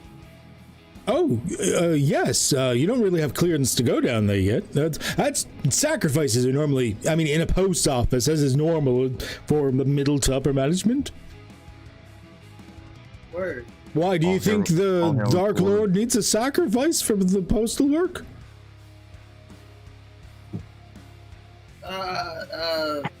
Maybe? Oh, well, we'll find someone appropriate then. But not tonight. He can wait till morning. Of course. I love working here. Where do we need to deliver the package? Well, yes. This particular package is quite interesting. 1 second, and he actually starts ripping it open. This package was actually addressed to us. More specifically you, but I'm a part of you because I have no other friends. So, and he like starts to open the box, and inside is 2 letters. One seems to be addressed to you guys, which he opens up and begins to read to you. Just to sort of paraphrase it. Well, he paraphrases it for you. It looks like the seer knew who was going to be delivering his packages in the end. He thanks you for the first steps of what needed to be done. Getting the other wizard to create enchanting lights in the sky. And the bakery area that he knew would turn into a bakery in order to make a nice selection of cupcakes. It appears that he, in his precognitive ways, fell in love with a woman from this time period, but knew he would be long dead before he could ever meet her. So it looks like these packages were sort of to set up a sort of remote date of some kind. You've done quite well so far, but to make it a little less creepy, the final stage is to give her this letter so she knows that it's not just random cupcakes and lights in the sky with her name on it. So we gotta deliver this package to her. Just this letter. It's just a letter this time. Just a letter. Yes. Yes, it is, the name of the person. Where is it? Princess Penelope Gambrel. Penelope Gambrel. Yes, actual royalty. And it does have the address for her here, which is good. So did you say Gambro? I think it was Gambrel. Gambrel. Okay. Princess Penelope Gambrel. R-I-L or L-L-E? Gambrill. Yes, I spelled it right. Hey. Penelope. Try not to burn this place down this time. I like to ask Flamberry. Not Flamberry, but I like to ask him if there's any other rival games we have to keep an eye out for. Well, that was the biggest one, but I mean, there's always more of them. But I wouldn't worry. Outright warfare is relatively rare. Not usually more than once or twice a year. Not amongst post offices, anyways. It's not like some of those other businesses. Essential oils, for example. Is there anybody looking for the princess? Looking for her? No, I doubt it. As is usual for someone of her status, she is held in the caldera of a volcano by a dragon. Can we do a rest before we leave? Please, I would suggest it. You have a couple of days. Oh my gosh. Perfect. Oh, is there payment for this package? Oh, this has already been paid up. Already? No, I mean us. Like, are we gonna get paid? Are we ever gonna get paid? Oh, well, it's not the end of the month yet. God. You do get paid monthly, assuming you live.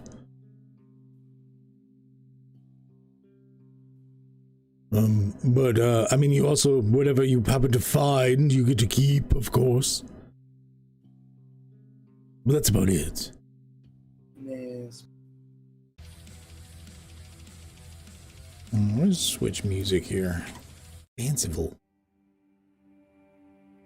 So, with that, I'm going to bid you adieu to have a very good rest for the night. Oh. Wait, Radithor, if we have to wait for payment at the end of the month, is there some kind of stipend or fund that we can use to supply the adventure? We're going to a pretty dangerous place. Or is there a storage room here that has maybe some extra potions or something that we can take with us? Oh, well, I mean, there's always the lost and found. Do you want to take a peek at what's in there? I'll take my chances, yeah. Okay, give me 1 second here. I will make you a lost and found. Let's bring out a chest. Oops. Take that away for a second. Let's drag some shit in there for you. Why not? Make it easier on you, because it's probably gonna kick your asses anyways. I didn't say that out loud. I keep forgetting that you're like a genie or a monkey's paw, and we have to be very specific when we ask you things. Like, careful what you Where's wish. the money, motherfucker? Where's the money? Put it in the bag.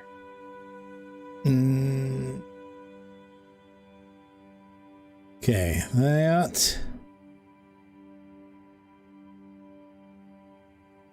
Sure.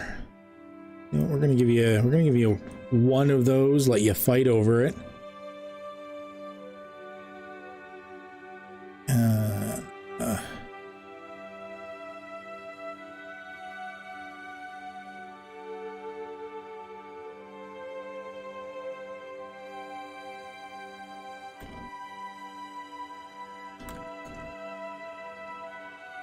There we go.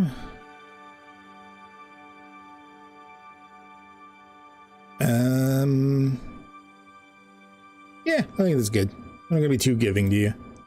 Okay, you should be able to see inside that chest now. That is the lost and found.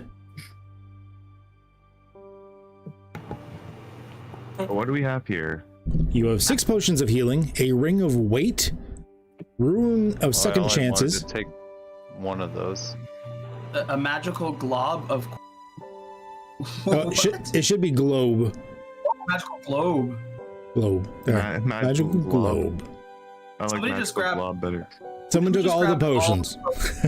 I did not. I hit the. I was trying to say. I actually hit. Oh, there they are. How do I move some of them? You should be able to click and drag them back in if you want, or just lower it down to 1 and I'll put 5 back in. There we go. Let me just lower the amount you have down in your inventory to 1. You gotta loot the black diamond for 1. Yeah, black diamond does 1. White diamond is loot stack. All right. Got you. Second question: which of us has the lowest health or is most likely to die quickest? Not most of my attacks are usually range or I've used a dagger at the very, very last. So Who took the globe? We split the cash. There's no cash health in there. is That's 20. the money value of everything. Mhm. I'm pretty much an upfront fighter, so I mean, I think the Rune of Second Chances should go. I'll take it, or Orengoth. Yui is another upfront fighter who could benefit from it, but if we're worried about our back fighters at all, I don't know how to. I don't know who should get that. I'm okay on it, honestly. So I think one of the front fighters should, because they're probably going to take the most damage. Puma, I think you should take it. I don't want you to die, bro. Let's say Dressel or Puma, one of them. Yeah. Because Dressel's got the the scimitar, that dual scimitar. Yeah, Dressel's not a barbarian, is he? No, I'm he's a a Goliath. Fighter. And I take the ring. Yeah, away. fighter, yeah. Okay, so our Orengoths are only barbarians, so he can basically double his health there. Yui is the only other person that I'm a little bit worried about, because you are up in the front too.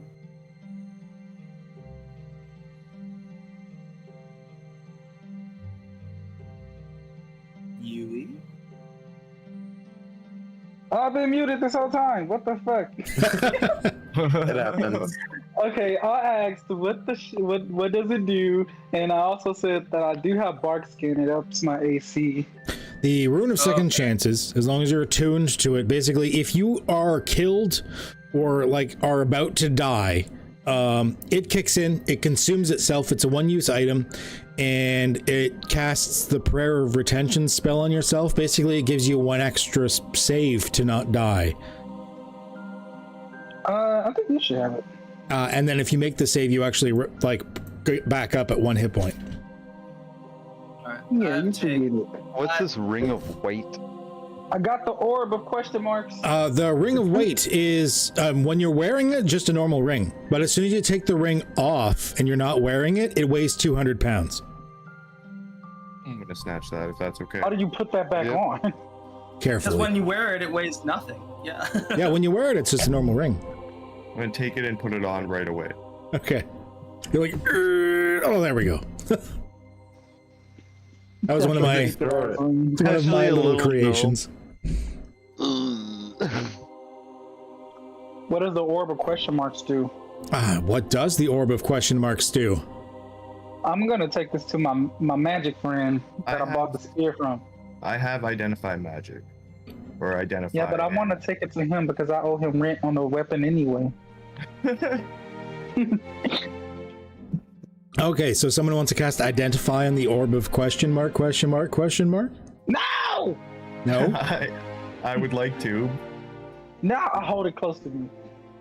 Don't touch it! I run up and attempt to do it. Fine, I just give it to you. Okay. You see the angry gnome running at you and you get a little spooked.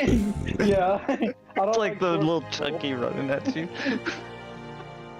Clink, clink, clink, I, clink, clink. I give it to him because he's a nice gnome. Okay, so Edgar, Bink, yeah, you have identified. There you go. Yeah, there's no roll or anything. You just cast it, and it identifies a magical item or a magic imbued object or spell or whatever.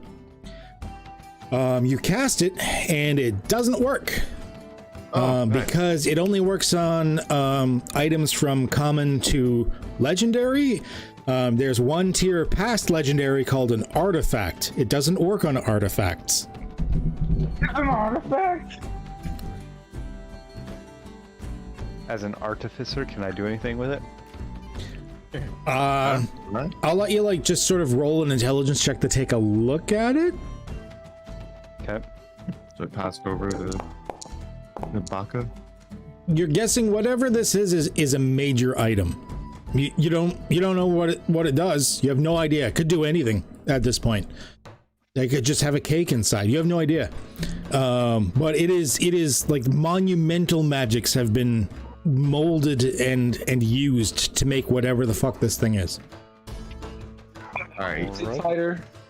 You said you knew a magic guy?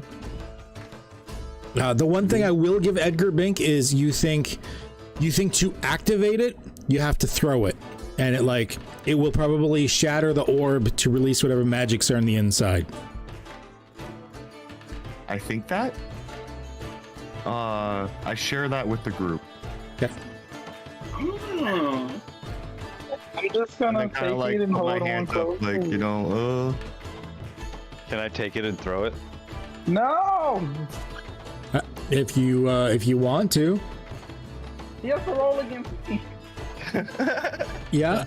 I mean, if it's holding on to it, there's going to be a bit of a tussle. It's going to be some athletics or acrobatics checks and stuff. Hold on tight to it. Maybe- Like, wait, I know a guy. Let me just try to take it to him. maybe we should see what the guy has to say. All right. Hey, I spared that I'm bitch's instant life. gratification, but I'll go along with it. Let's go. If you want to try to smash it. No, let's go to the magic guy. You wanna There's two settle against this one Smash already. Bros? That's a fucking Oh yeah, deal. Okay. I trigger traps, I pull cards, I smash orbs. All right. Yeah, I'm just keeping this far away from you. Chaotic elephant. Let's go. Pure chaos. All I heard was I pull a card and I ducked. I'm like, oh. Okay, so you Don't make me are. transform to a kitty, You guys are going to kitty look for, like, basically, I'm assuming you sleep the night first. Then first thing in the morning, you were looking for the magic shop to see if you can get this identified? Yeah. Okay.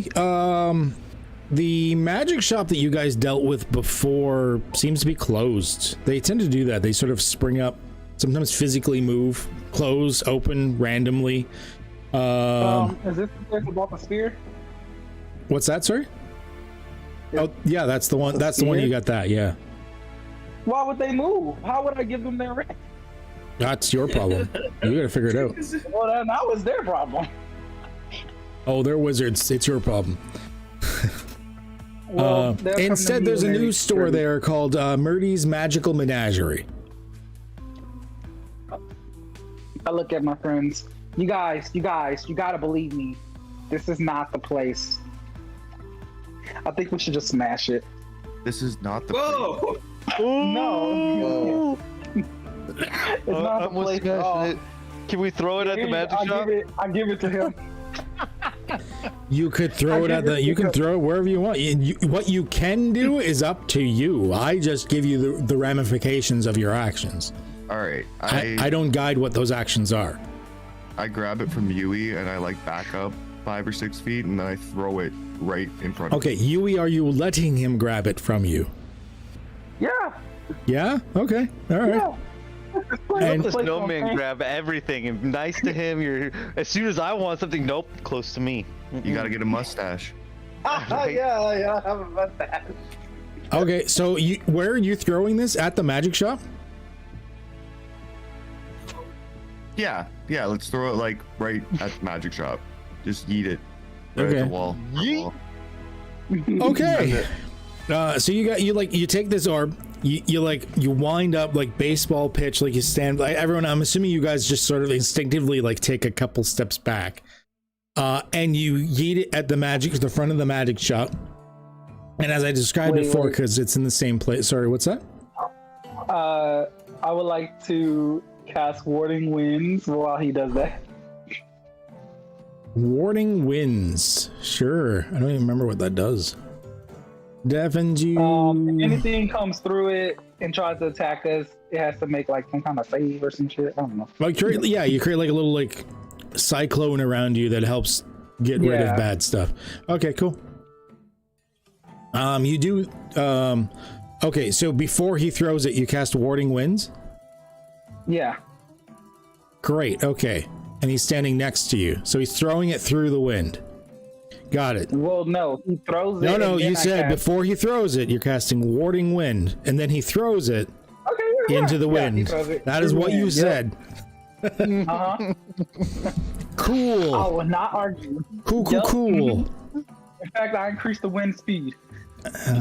Disadvantage. All right. We cast it even harder now. Yeah, Okay. I cast it harder, double down. I would like you to roll 2d20 for me.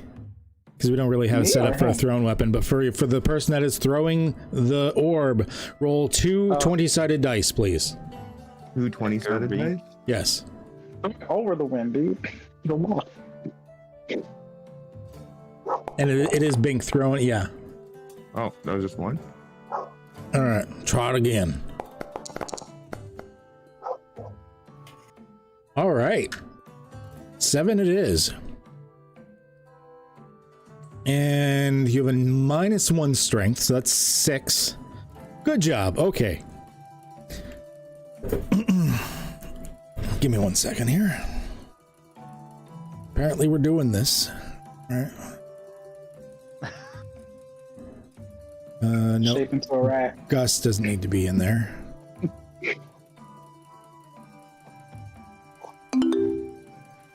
Hi, Gus. I would like some dexterity saving throws, please.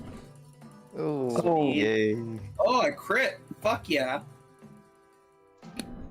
I'm good at this. And No. everybody else is just. Oh, What is this thing? Puma took all the RNG. Oh god. Oh god, we're getting We're all fucked there. We're getting teared. Just whipping orbs. Hey, Drussel, at least you got double digits, my friend.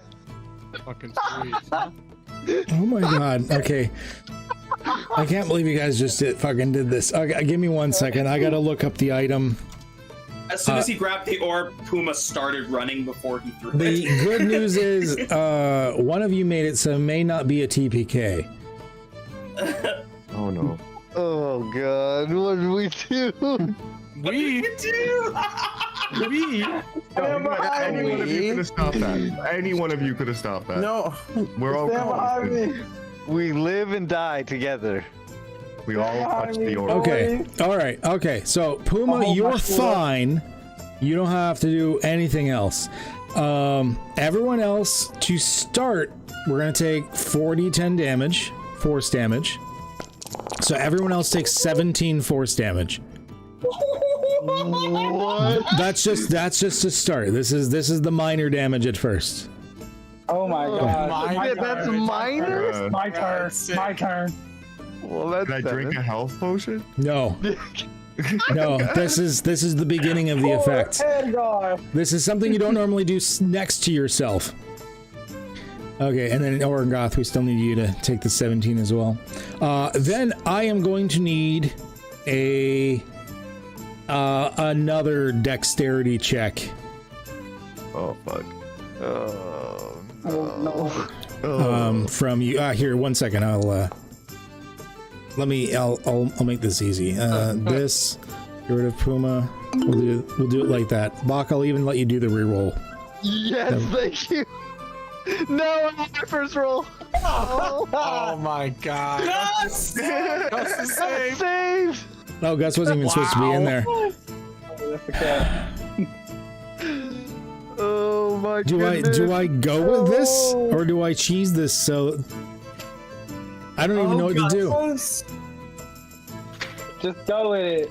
Just go. Just go with it. Just go with it. No, Be a man. tell me. Be a man. Oh fuck. Okay. So this item is called a Sphere of Annihilation.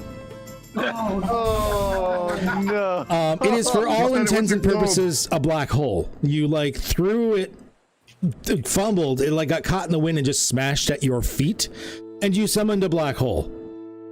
That is what happened.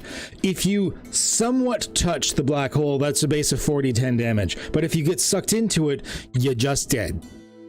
No. Wait, what?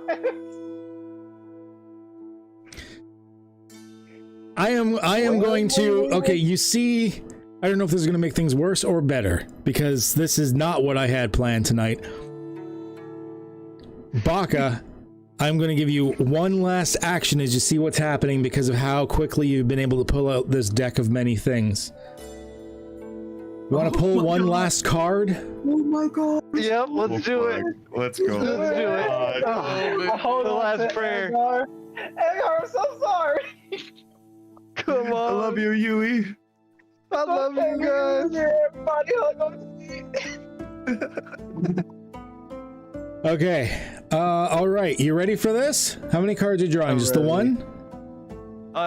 More than one may be to your detriment.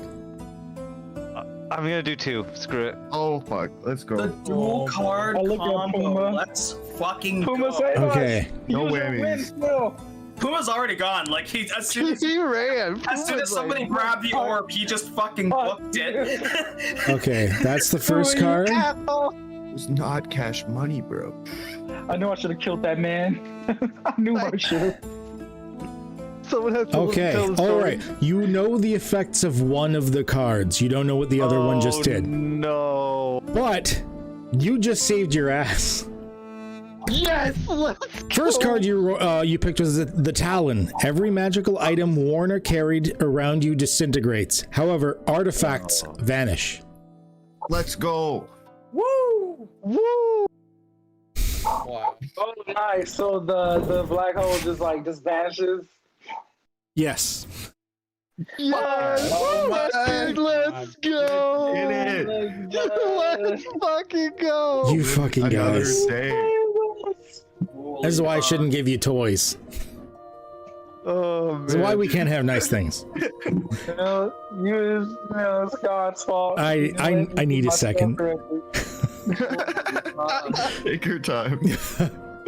I'm like red in the face. And they don't know what the other card is that they pulled? No. Yeah. Oh no. As the last, Yeah. if I was about to die, the last thing is ask if I can just tuck my fucking spear out of this using a throw. That's a check or a save or whatever. So like a bad Yu-Gi-Oh intro, you like whip a card out and you're like "Do-do-do-do," and you're like, and the thing just vanishes. Edgar like hugs Yui and hugs Gus. Well, I hug everybody. Oh god. There is a large hemispherical chunk taken out of the sidewalk And probably road. the store. and, Yeah, pro- how's and, that this, magic and cup looking? well, I never made it to the store because they like kind of like weakly hucked it and like it barely went like 2 feet and then got caught in the wind and just smashed. Okay, I thought they were right in front of the door. Well, they were still up the stairs because remember I described it was one of those ones where like it goes downstairs and the entry is down a little bit. And you guys said you were standing still on like the street in front of it. So like Yeah. it's like the wall that would be in front of the stairs and the stairs themselves, like all of that's basically missing. You probably get the even fuck see outta into here. the sewer system. We need to leave this area before they charge the shit out of us. There's also a lot of shocked residents as it is in the middle of the day. I'll look around. What y'all looking at? We As almost we died. cause a massive problem and fix it all in a matter of like a minute. Better I mind your just, fucking business. Edgar just like looks at the one guy looking on in shock and just says, "Don't fuck with the post office."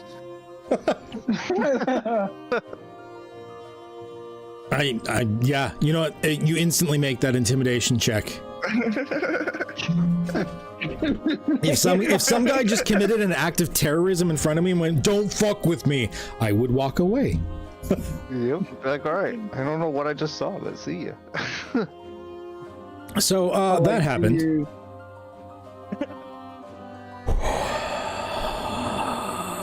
Okay. Jesus, guys. At least we don't need to see what this item is, you guys. Now you know. It's gone now. Isn't there a second card? That could have been a nice item to use. We don't know on what it someone did. You don't know what it did. Puma's gonna run back to the post office. Okay. He's gonna say, Radithor, I think they're all dead. Oh, no, not again. Wait, which team are you? Not again. What do you mean? What? We see you every day. Which team? It was the Postmaster. Oh, no, I remember you now. Yeah. Oh, yes. Oh, yeah, you're team 7. They threw that orb. Naruto. Although as of last night, I guess you're team 2. They threw that orb, or they threw that orb that they found in the Lost and Found. Oh no! Oh my! Oh, that's not good. I ran, man. I just ran. Oh, I would have too. I'm surprised you guys didn't ask me what it was. It made a really weird sound, bruh, and I don't know if they're gonna make it back, man. I'm freaking out, man. Well, I guess we'll find you a new team. All of a sudden, the door slams open, and the rest of us walk in. Oh no! There you go. See, they're fine. Oh, you're alive, bros. Where'd you go? You grabbed that thing to throw it, and if it was You left us for dead. I ran. Yeah. Why would I stay there, bro? That's stupid. Yeah, you like Forrest Gump run. Running us out of it.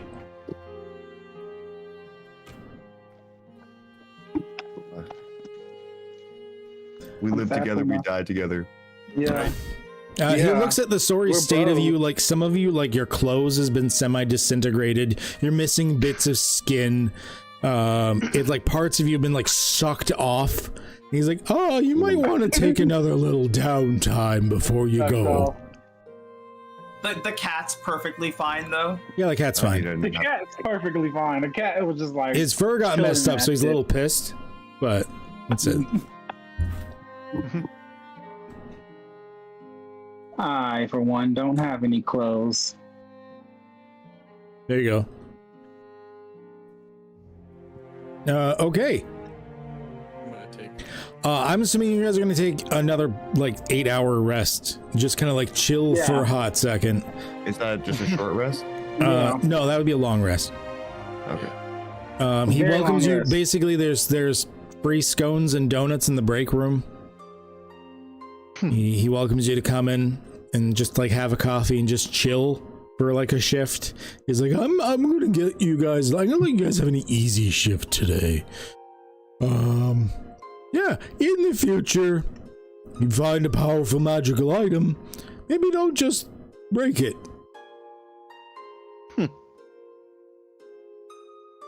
So you know what it does, or at least break it further away from yourselves. Or, you know, ask a wizard what it does first, like me. I was right You here. said you knew a guy. Yeah, you were right here, and you listened to us have that whole conversation. No, I'm not paying attention to what you say half the time. That's cold. Using the other item recklessly, though, saved us. Anywho, Douglas, it's time for me to go for a bit.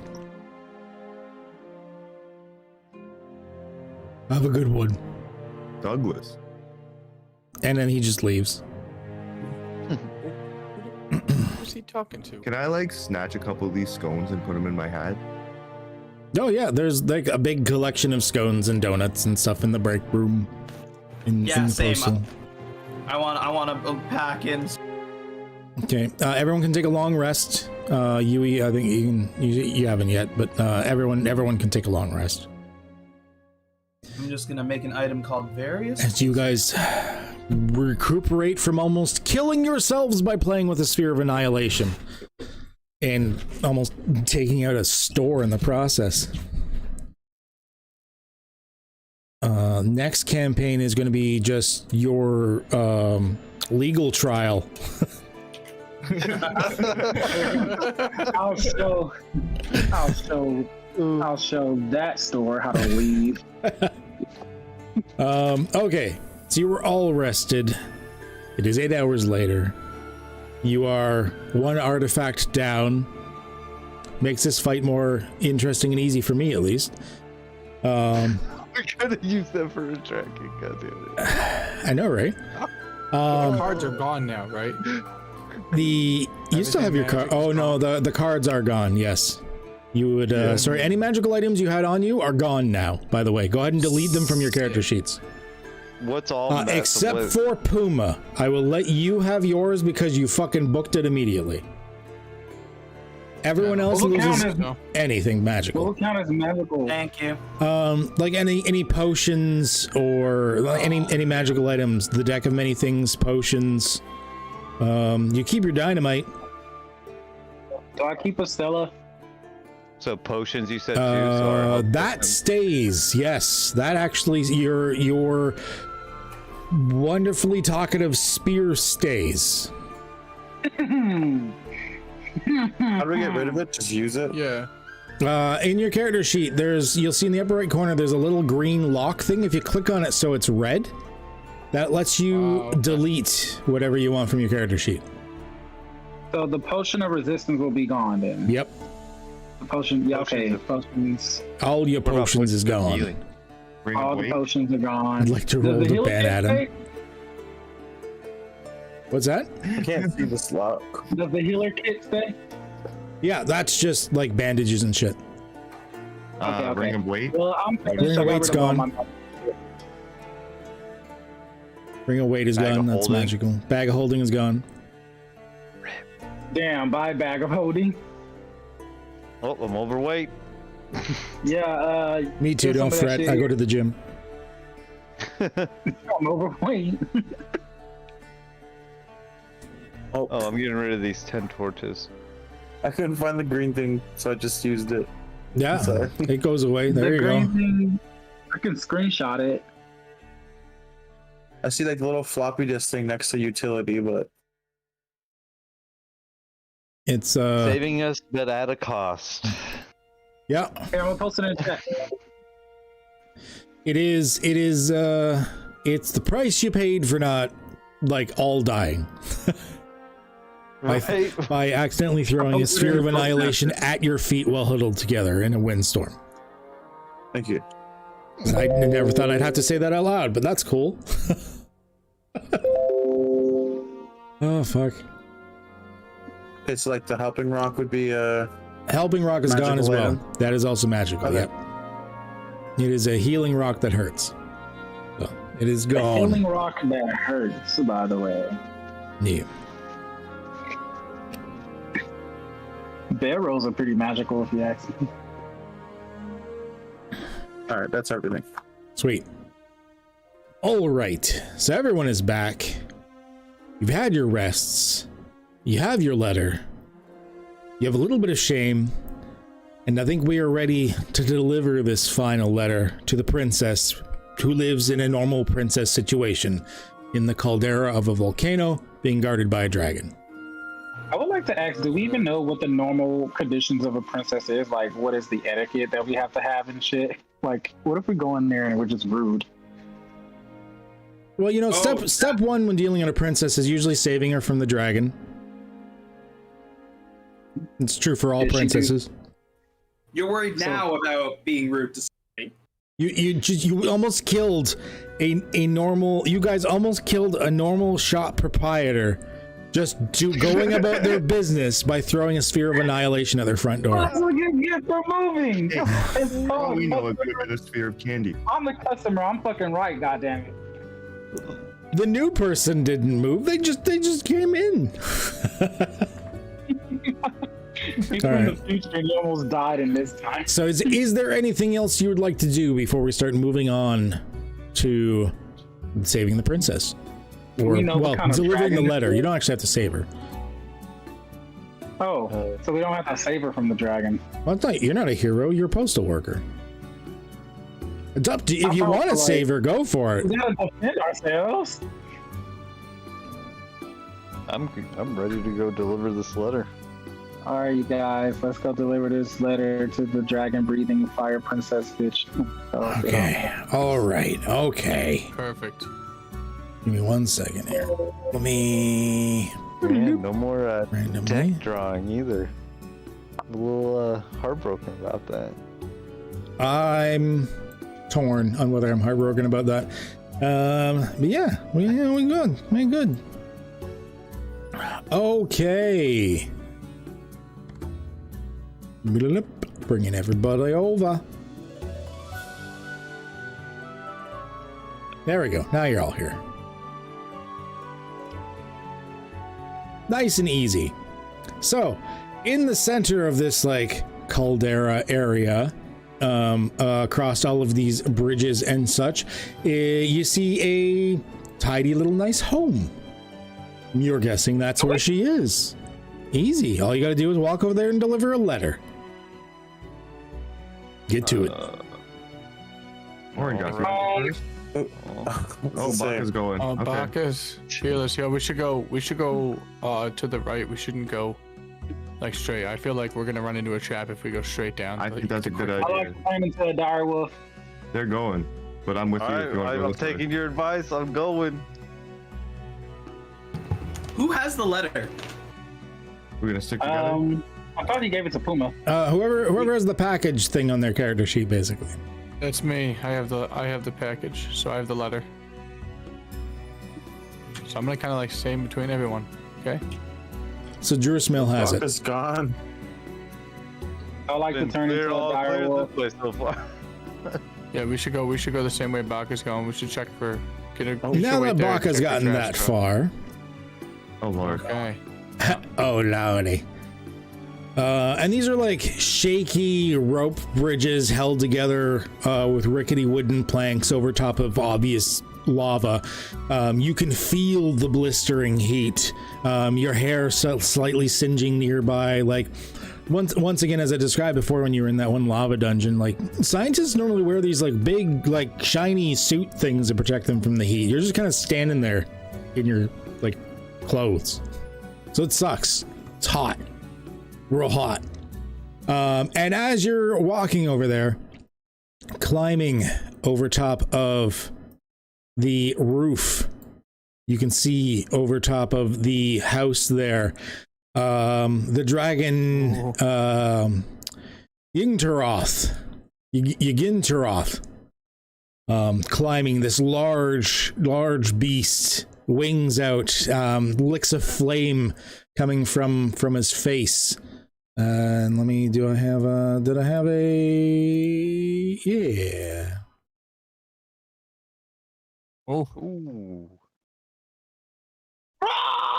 Looks Oh, like Lord. Magic the Gathering. That's his noise. Okay, and with that,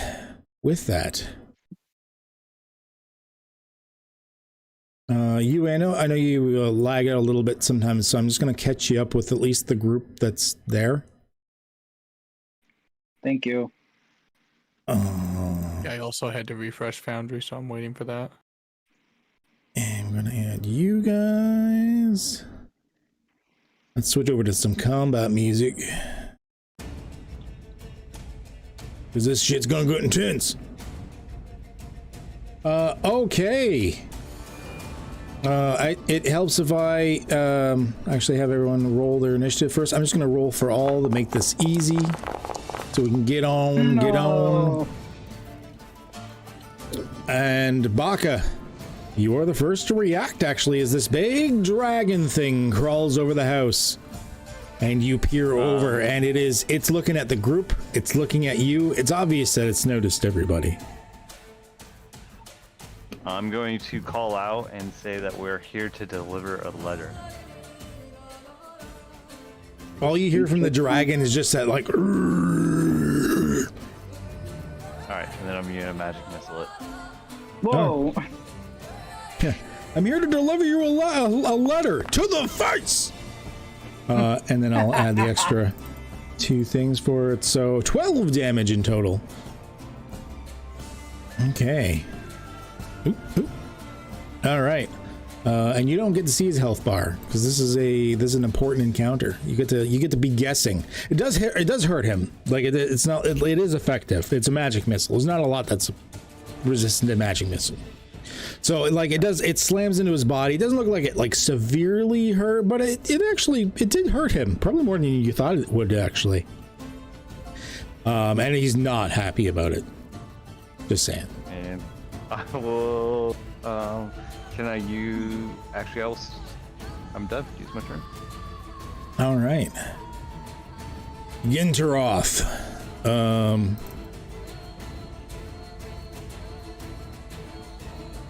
Okay, you're the one that just hurt him, so he's not liking that. Helps so we don't target himself. There we go. What is his fly speed? Actually, you are... Okay, so he's gonna go right here, and then downward is free because gravity. And he just lands like right beside you. You hear like the whole little island that you're on like shakes. The bridge that you're on sways back and forth. And just this big set of jaws snaps towards you. And whiffs horribly, actually. You duck down, like the bridge swaying as it is manages to put you almost like horizontal for a moment so that the jaws just snap over top of where you were, basically taking where your head would have been. But thankfully you completely get out of the way of the snapping jaws of this giant beast. Puma. I'm gonna look at Drismill and be like, all right, bro, give me the letter. I'm gonna run it down. All right, man. You got it, bro. All right. How would I give it to him? Just say that you have. That's fine for now. We know that Puma's got it. All right, so I give Puma the letter. Okay. Okay, then I go 5, 10, 15, 20, 25, 30, 35, 40. Use my action to make the dash. 10, 15, 20, 25, 30, 35, 40. All right, that's where I'm landing right now. All right, that's a good distance. Yeah, you run there, take your action, you Naruto run the rest of the way. And yeah. You're full on Naruto run, like with my arms like back with the letter in my hand. All right, and that's going to be you. So Edgar Bink. Okay. So he is pretty far from me. I'm going to move. He's a distance. 15, 20.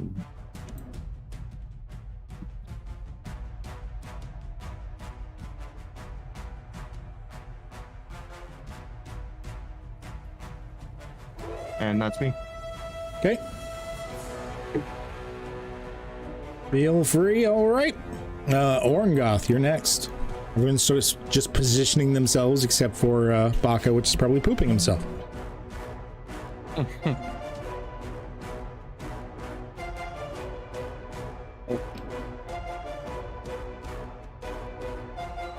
Oh, I'm in lava. Like, I thought I was looking at a different one. Are you just gonna swim in the lava? That's up to you. I'm not gonna say no.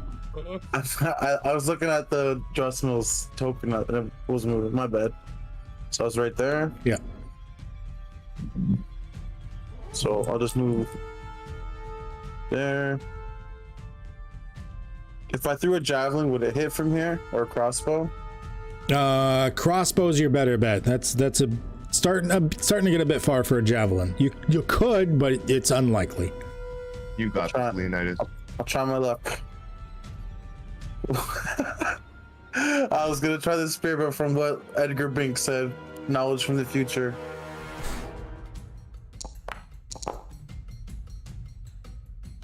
Roll again. You'll have disadvantage because of the distance.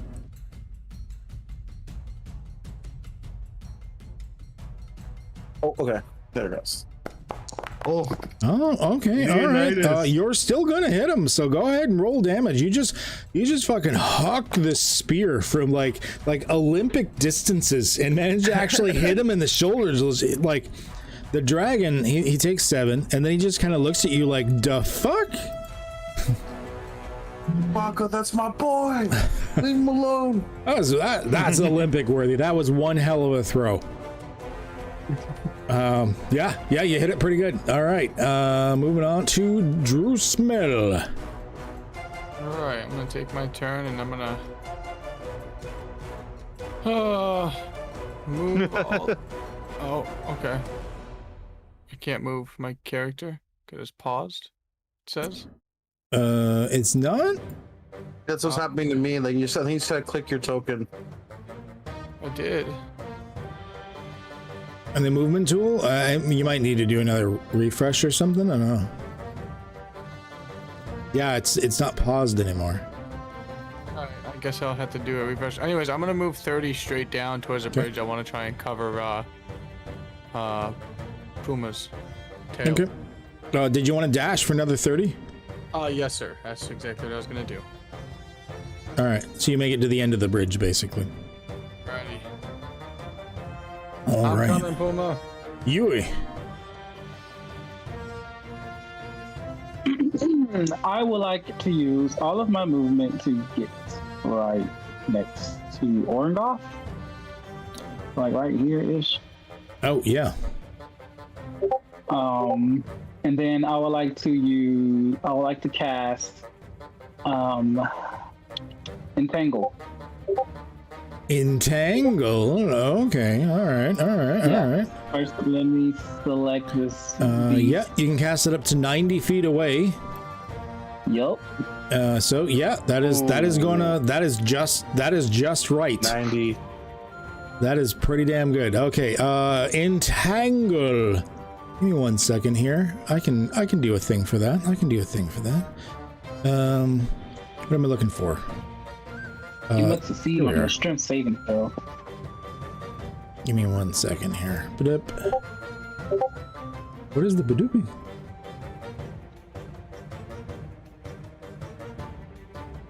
Oh, there it is. Here's somebody's. Oh my god, so many badoops. Oh. Sorry, I'm very popular. Okay, and that might be me. How do I turn that shit off? Is that like You can just mute Discord notification, or you can just mute the server. yeah, usually. All right, entangle is how big of that is that? The 20-foot square. That looks like it's the right size then. Let's see here. Do it so I can actually see. Yeah, that is a 20-foot square. Okay. I'm assuming you don't want to hit Baka with it, so probably right there. Yeah. All right. Okay, and he needs to make a strength save. And how did a dragon fail a strength saving throw? What the fuck? Easy. Yeah, Yui. apparently. Yeah. So yeah, he failed a strength save. So that's an 8 in total. He is indeed entangled. I believe now he actually has the grappled condition. I do believe. No, he's restrained. Even better. Can use his. So he has to basically use his action to break free if he wants to break free on his turn. Is one of these shout out Baka. restrained? There it is. Up all the sounds on Discord. There we go. Okay. Yeah, so he's completely trapped. He can't do much of anything right now. All he has really to do, if anyone's in reach of him, he can still attack. Otherwise, he just has to try and break out of it. There's just plants everywhere. Good job. Baka. Thank you. Now, can I do my cantrip, create bonfire, and will he still be entangled? Yep. Yeah, the plants are constantly like tangling and regrowing and shit like that, so it's not gonna get rid of them. Alright, I'm gonna cast that on him then. Dexterity save. He gets a disadvantage because he's entangled, and so he gets a 4. Oh, it would have been a nat 20 if it wasn't for the freaking plants too. Yeah. So create bonfire is underneath him. Go ahead and roll that damage, the D8. 2. Okay. Bless you. The flames tickling his feet don't seem to be affecting him in any way. I mean, he's a dragon. He's specifically a red dragon. All right. Yeah, a red dragon. Now, is that my action creating the spell, or? Yes, create bonfire is an action. Okay, and then I will end my turn. Okay. Ygintaroth. Okay, well, he's just going to try and break free. That is a strength check. A 7, really? My dice have suddenly just given up on me. Dragon. Okay. So the dragon rolled a 7, did not break free. Good times. So he's just struggling, and like there's this dragon stuck in front of him. Puma. Puma is right.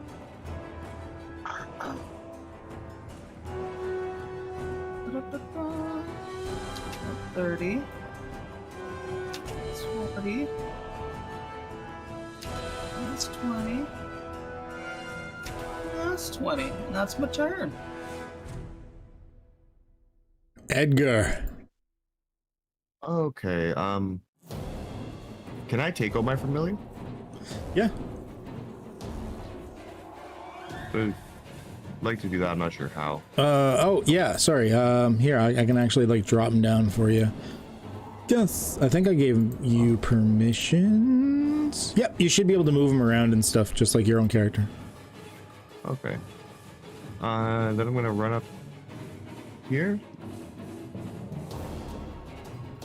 And I want to reach into my component bag and pull out a little mechanical hand that also has a propeller on it, but it's like in a fist. Okay. And gonna go up to this dragon and whip sand in its face.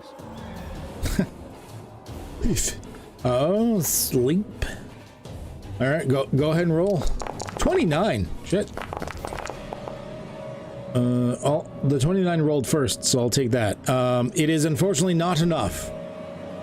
What? Yeah. He has more than 29 hit points at the moment.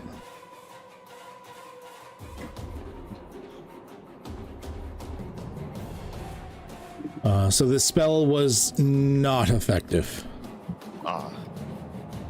Yeah, there's no save or anything, which is super cool, but you do have to wait until they're pretty well weakened before the sleep fully kicks in. Or if they're weak creatures. It's a bit of a beefcake. Alright.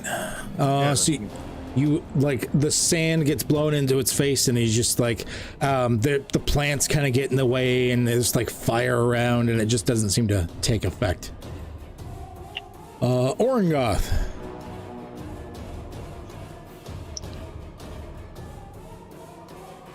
Go up here, 30. And then I'll shoot a crossbow. Okay. No. Fortunately, a 6 will definitely not hit. That's my turn. Okay, so Twang just bounces harmlessly off of its large scales. Drismill? Well, I'm gonna just keep on chasing Puma down here. Yeah, you'll be like right at. Yeah. Okay, yeah, and then I'll use my action for dash. Yeah, because you can move like 60 feet in total, so like right there. Alrighty. Yeah. Alright. So you're booking it across the swaying bridges that you seem to... Let him go in there by himself. Yeah. Yeah, the little metal supports that I've made in between the rope sections are like these like metal supports that go down all the way into like the lava below. Somehow not melting. Somehow not melting. It's fantasy realm. Whatever. I love You're it. delivering a letter into this. Yui! This is fantastic. I would like to use all of my movement to move right here in front of Orangraf. Yep. Wee! Give me a second. It's still moving for me. And I would like to use Frostbite from here. Okay. As a 60 feet range. I don't know why it's selected on that. Okay, Frostbite. Oh yeah, let me select him. Give me a second, it's a little slow. And then double click. Come on. Frostbite. There we go. Okay. That's a fail. And it has disadvantage on the next weapon attack too. Yeah. Okay. So yeah, you rolled an 8. So go ahead and roll the damage, and he has disadvantage on his next attack. 2 cold damage. And it seems super effective. And I scream, take this! Baka. All right, I'm going to cast another spell, Thunder Wave.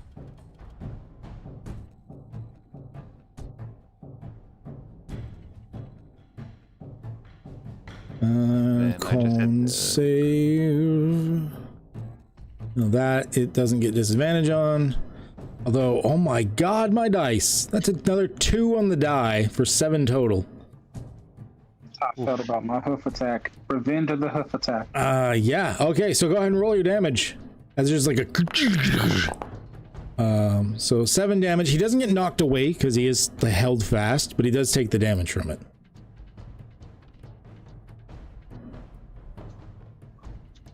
All right, yeah, you guys are kicking the crap out of this thing. All right, so yeah, you go and there's like this like rumbling and damage happens to him. Moving on to him, he's going to attempt to break free again, which is a strength check. That is just enough. He is going to finally free himself, but that's his turn. That is what he got. Conditions. Does he still take damage from the bonfire, or is that only a 1 turn? He didn't. Well, he's not concerned about the bonfire. That does not seem to be doing anything to him. Unfortunately, he is. You're guessing by the way the bonfire's done nothing to him. He's probably immune to fire. Gotcha. Oh, just like the cold was effective. That would make sense. All right, Puma. All right. 10, 15, 20. 20. 20. Go. And I'm gonna knock on the door. You hear with like the lovely princess voice, yes, come in. 25, 30, 35, 40. Oop. Here's your letter, ma'am. No. A letter for me. Oh, thank So you. fucking casual. You have he's gonna hold his hand out like waiting for a tip. Oh, well, I don't have anything on me, but let me see what's in the letter first. Maybe there's something here. And she like rips the letter open very quickly, and when she unfurls it, it doesn't appear to actually be words. There's a single rune upon the sheet, which flashes into light. A spark. When you first, by the way, I should probably show what she looks like. Princess, where are you? Okay, so you come in, that's what the princess looks like. Okay. And then there's a flash of light as Princess Penelope Gambrel before you suddenly begins to change and twist. Now becoming Dark Lord Penelope Gambrel. She looks up from the now disintegrating paper going, yes, the mists have released me. The other Dark Lords would be happy. Ravenloft will never be the same. That's all well and good, but we delivered your letter. And you will die like the rest.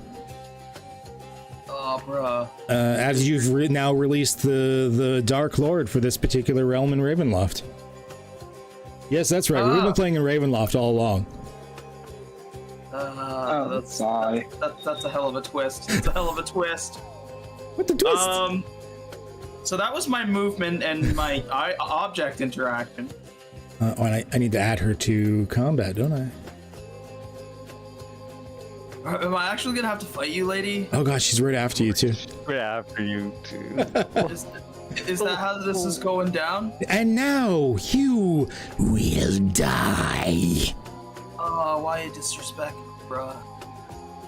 We're gonna hit her with the metal bow staff. Yeah, you haven't done an action yet. You just handed her a letter, so. bonus action, we are going to Flurry of Blows. Okay. Up.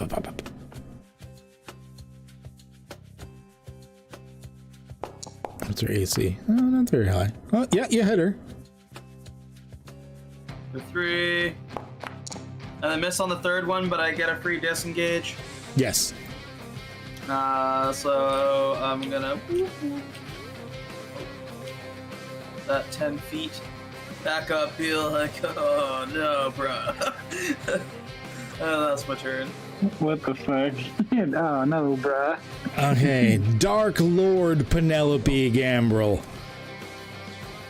The Dark Lord of this realm. What is she going to do to you?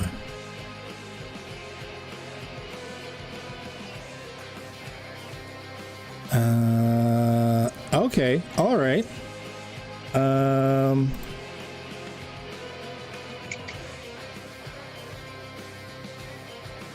need a saving throw, Puma.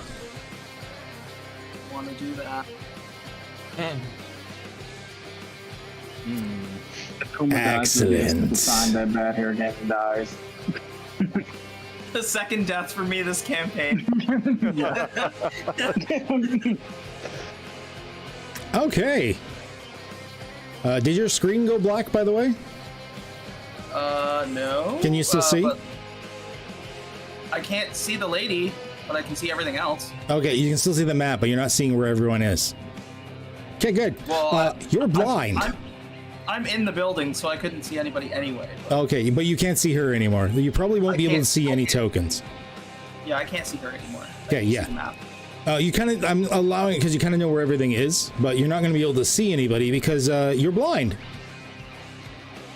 That's fair.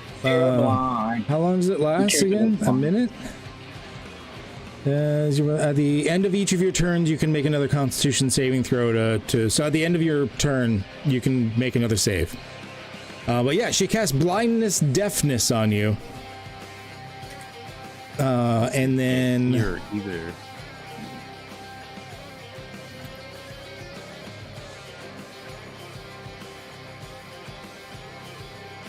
Then she comes outside, sees Drusmil, and looks at you and goes, "You're next." Edgar. Okay, what can my familiar actually do? You can use it for scouting. You can have it take the help action to assist somebody with attacks or defense. Can I use it to help myself? Yep. Yeah, it can aid you either on giving you advantage on the next attack or giving disadvantage on the next attack against you. And you can have it help anybody that it's next to. It just needs to be next to the person it's helping. And how much can it move? It has speed of 30 feet. I can't move him. Oh, sorry. You should be able to, but here, I'll move them for you, I guess. Thank you. It can also take the dash action as well if you need it to. Oh yeah, can I get him right beside me so he can help me on this? Yeah, he won't be able to help you because his action will be dashing to get to you. Oh, okay. I feel you. But next time he can help you. Hold on.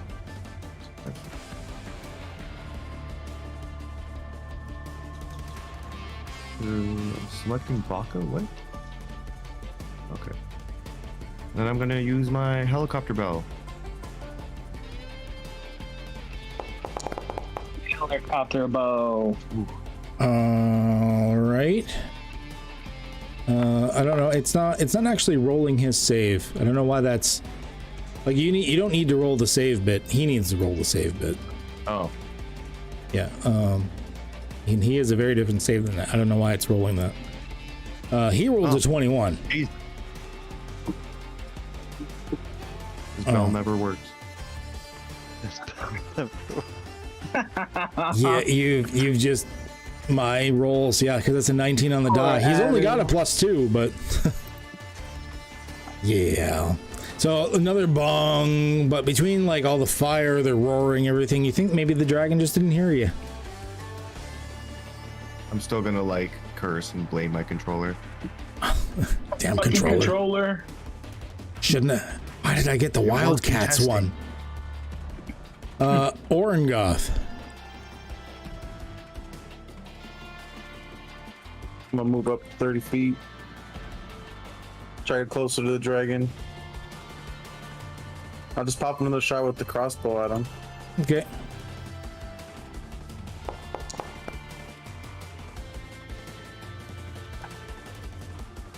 Miss? That is going to miss, unfortunately. Yes, it sort of ricochets off of his hardened scales again. And then that's my turn. Drusmel. Alright. I want to get myself a little bit further in here. You got like 15. Let's run right up at her. And I'm gonna throw a hand axe at her face. Okay. Okay.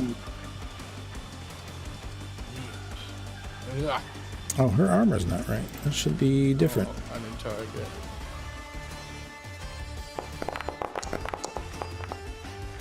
That hits. About slash her on the side of the arm, surrounding her arm. See, slash her. There's like down her like porcelain white skin. There's like a trickle of blood, and she like looks at you and goes, "You'll pay for that." She's gonna beat my ass. Nah. Yui. It is my turn, huh? Okay. Well, I'm going to use all my movement to get here. Okay. It's like about here. And I'm just waiting for him to move. Okay. Am I technically 10 feet away from him? The dragon? Like going this way? Yeah. Okay. So I would like to use one of my skills here. Earth Tremor? This one right here? Oh, let me target Earth him. Tremor? Yeah. Yeah, cause tremor in the ground within range. Nope, there we go. In the ground within range, each creature other than you in that area must make a dex save. Yeah, I mean, the ground he's at is within range. It doesn't say you have to be connected on the same ground. That's beautiful. So creature, so he has to make a save or get knocked down and take some bludgeoning damage. Cool. It is a dex save, a C. So he's going to make the dex save. He just made it. Jesus. He doesn't actually have the greatest stats. That's a +2 to that. It's just my dice. Yeah, you rolled good enough. That's okay. I always have next turn. All right. Yeah, so the earth tremor unfortunately doesn't seem to affect him. But yeah. All right, moving on. Baka. All right, this time I'm gonna go at him with the dagger. Shit on him. That it also slides and skids off of the scales, like a couple of sparks going as it maybe blunts the edge of the dagger a little bit. It doesn't seem to actually pierce his hide. Gotcha. Is that it for Baka for now? Yeah. Okay. That was the end of my turn. You get into Roth. He, around the corner there, sees the Dark Lord has been released. He's going to take the disengage action. Going to look at all of you and go, Why would you fight the Guardian and release that thing? And then with that, he starts to fly away. The Guardian of the Realm against the Dark Lord leaves. I fucking knew it. Are you the bad guys? I knew that fucking dragon wasn't. I was like, why is he doing this? There must be a reason. Like, ain't no dragon finna just do this shit for no reason. This ain't no regular fairy tale. Yeah, he was trying to block people from releasing the Dark Lord like you just did. But hey, whatever. I wish we would have done more research on that. Research stage? What? All right, Blind Puma, what are you doing? Okay, I guess I'm gonna try to go back out because I know I was being followed. So a 5, 10, 15, 20. Nope. 25. Oh, you're running into somebody. Move, we're gonna move you up here. As you go to walk forward, you're kind of like walking into somebody. Is that you, Drews? I'm gonna reach out and I'm gonna reach out and try and like grab and hug them. Okay. Yeah, they just sort of bat your hands away. Full Magoo. Yeah, they just kind of bat your hands away. From what you were able to touch, it seems to be a smaller form than Drusmil. How's their skin feel? Cold.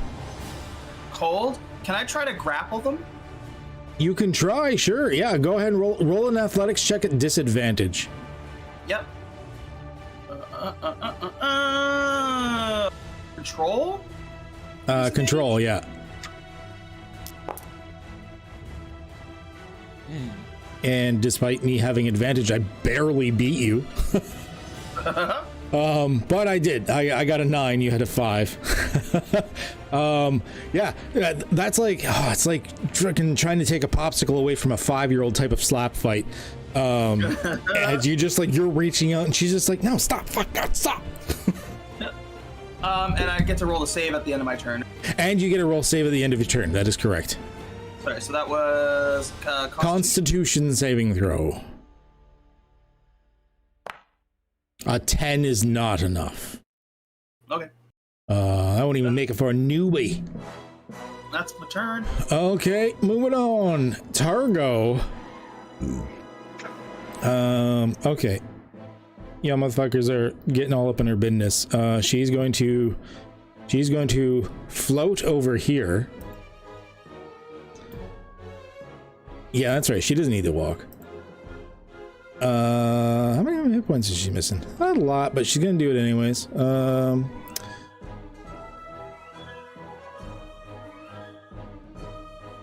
Okay, Drusmil, I need... Oh, no, it's an attack roll. Never mind.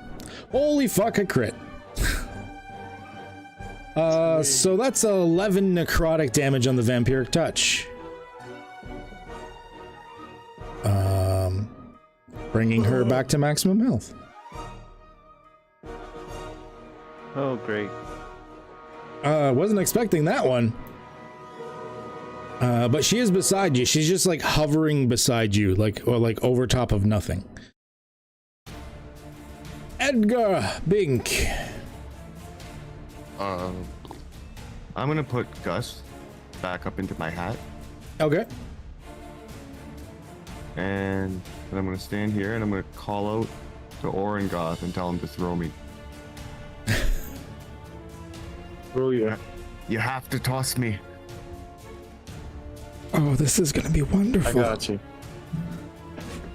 We might lose another character today. It's gonna be so good. Are you gonna walk up to Orengoth, or are you having him like throw you from where you are? I'm coming over here because I don't want him to throw me from the bridge and lose his balance. Okay, all right. So you head over there? Is that what happens? Yeah. Okay, sweet. No. Yeah. Okay. Oh no, I didn't. I forgot who was having problems moving themselves around. I was just. Oh no, I can move myself. I was saying I want to stay here, so I'm like on a more sturdy ground. Oh, okay. So you're standing there like in a squat position, being like, "Throw me! It's time to throw me." Okay, 100%. Got it. Well, Orengoth, you're next up in the order. You've got a squat gnome going. It's time, bio. I'll assist him. So can I pick him up and just whip him like all the way across to the side? So you've got two things you can do here. You can just do a straight up athletics check to throw him and hope for the best, or you can rage first, in which case you get advantage on your athletics check because it's strength based. I'm a rage. All right, so you're gonna be like, and then just like huck a gnome. Okay. Now you have advantage on your athletics check. It's a distance, but he is a light motherfucker, so it's gonna be high, but not too high. So go Dexterity? It is no the athletics skill. Oh, okay, skill. You get advantage. Yeah, and you get advantage. So you like hold the shift key while you're clicking on it. No. Wow, that was the better of the two rolls. Yes, it was. Okay, so you do manage to throw the gnome. Really? Oh fuck. Oh fuck. Brace yourself, Edgar. You know, I'll give you like one more. Yeah, we're just gonna leave it there for now. Oh my.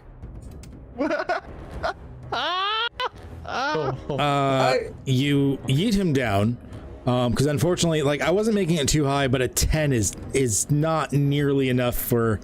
What are the distance? You're throwing you're trying to throw a person like 35 feet. That's like a 3. You're trying to throw a person like over a 3-story tall building. Oh no. So yeah, that's a thing.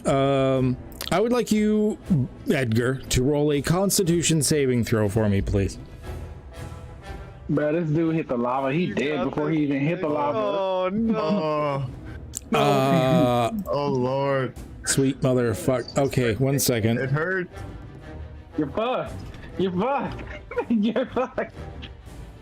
How much damage does lava do again? I've done this before in the dungeon slug. There it is.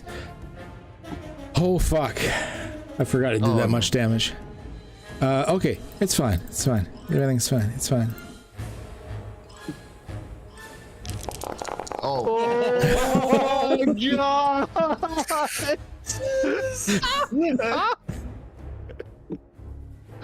And that was a low roll on damage for that. You could have got 100 damage max.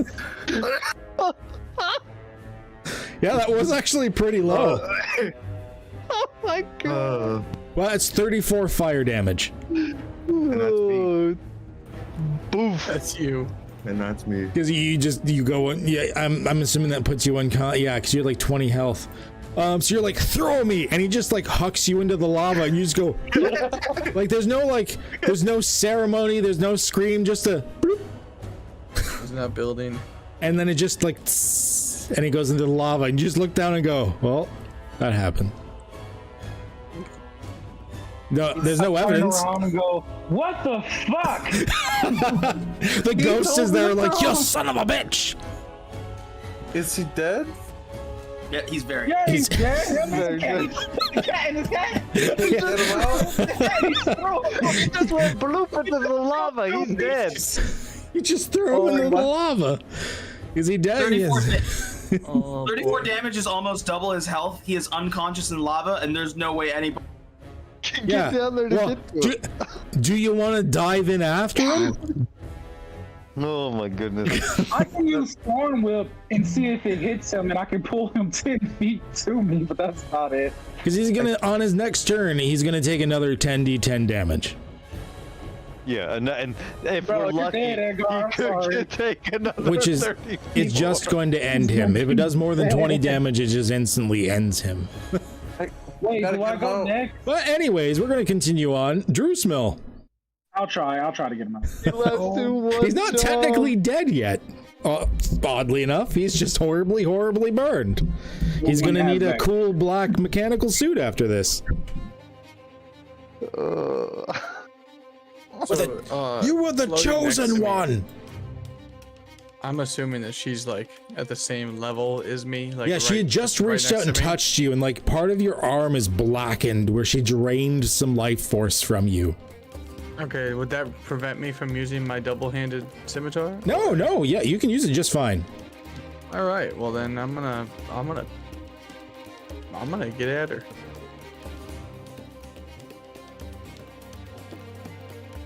Oh, I have her AC wrong. Not gonna get at her. Actually, but that will hit. It's her AC is supposed to be 14, not 15.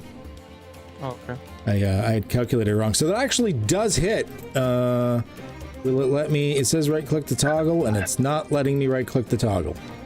Go ahead and just, what is your damage on it? Inventory, double-bladed scimitar. 2d4 plus your modifier, which is 3. So we'll go ahead and roll 2d4 plus 3 for me, please. Where's the rewrite history card? You need it. I know, right? He did not get yeeted into lava. Oh, I mean, yeah. 2d4 plus 3? 2d4 plus 3, yeah. So 2 of the triangles and then a plus 3. There you go. There. Oh, and then an extra 3 on that, so that will bring us to 11. All right. Yeah. First, that's too much. Not 22. Give me back 11, thank you. All right, I go ahead, do her again, because you get 2 attacks. The double scimitar. The double scimitar. Slish. You kind of look like a beefy Darth Maul. A bow.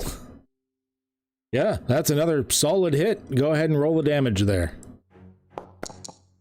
And then all the 7. Okay, she did not like that.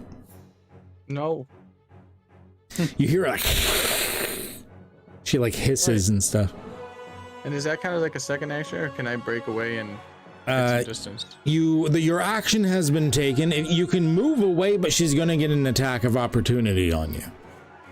Ah. Is it worth it? Yeah. I want to try and get up over towards Puma so we can help. She doesn't seem to be holding any weapons, but you don't know what she does, so. Okay, I'm gonna try and go for it. It's only 15 feet, so. Give her the roll. All right. Nothing good if a dragon was guarding her. I know. She hits you with her withering touch for 8 necrotic damage. Okay. Once again, you feel the life in you sort of being drained for a moment. I don't know if that took it off or not. I don't think so. I don't think so. There you go. There we go. Yui. So y'all know what is about to go down. I'm gonna come over here and I'm gonna try to save the gnome. Okay. So I gallop full speed, and then once I get there, I'll use Thorn Whip to see if he can get grab it and I can pull him up. Thorn Whip. It's 30 feet. It's not a small whip. No, it is not. You know what? I will give it. Yeah, it says move him 10 feet. So I will if you manage to do this, you'll pull him out. What? Okay. Let's go. All right. So, do I have to roll anything? Do I have to roll anything? There's an attack. It's a spell attack. Yeah. Okay. Oh fuck. It's not gonna be enough. You know what? Roll one more time. This is too badass for me to just leave like this. I'm giving you advantage because it's cool. Ooh, thank you so much. And you're pulling him from lava. Come on. I'm rolling a 1d6. Or no, no, you gotta roll another attack. So go. I'll just do it again. Yeah, we can do Thorn Whip again and we won't consume the spell slot. All right. What do I have to make? What's the number I have to make? His armor class, basically. It's 11. Oh, You're trying to hit an 11. Damn it! Oh my god! My armor class gotta be so damn high. You needed to roll a 6. That's what you needed. You're dead. You're fucking dead. So you're just fishing, and your Thorn Whip is just bouncing off of the lava on the surface, just not hitting it. The gnome's just face down in the lava, just no. And no. It's not the shortest I've seen a character last, but damn close. Baka. So with the action, you can go 60 feet, right? Yeah, yeah. There's 15 there. And oops. You have another 45. Yeah, so right at the end of the bridge. And Here you go. I'm done. Okay, man. Puma. Jerusalem, man, we're Oh, we're right outside the front door, man. She was by the bridge trying to take me out. She's kind of floating there. Oh, okay, I need you to be my eyes, bro. If you go directly south. All right, Like- tell me when to stop. All right, man. Okay? We're I gonna- got you. Right there, man. Right there. Okay. All right, now she's directly to your left. To my left. Well, yeah, because you're walking down the bridge, so she's directly to your left. Yep. Yeah. This side. Yes, sir. Okay. I am going to use my once a day gust of wind on that side. Oh, okay. All right. Yeah, go ahead and cast your gust of wind. It is strength save, DC 9. Oh, that little charisma.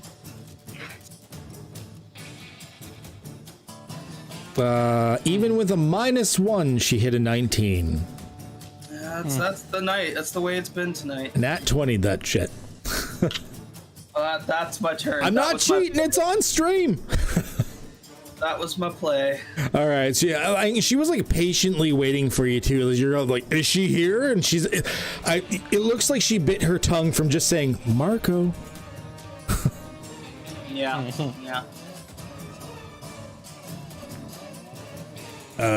She is going to. Well, you're right there. Reach out and touch somebody. Did she start her turn there? Yes. She has to make the strength saving throw again. She rolled a 15. Okay. And she missed you with the chill touch, because that's a 9. So she does not get you. Does not She's get like you. trying to like touch me through the wind. I'm gonna get you. I showed you guys the picture of her, right? Actually, no, I don't think I did. Yes, she was ugly. All right. Okay. I mean, that's pretty much her. She's just gonna do a thing. All right. Edgar.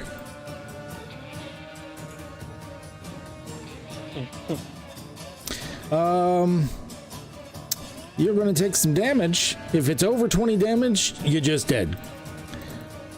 I'm so sorry. But, I mean, you're the one that wanted to be yeeted over a chasm of lava.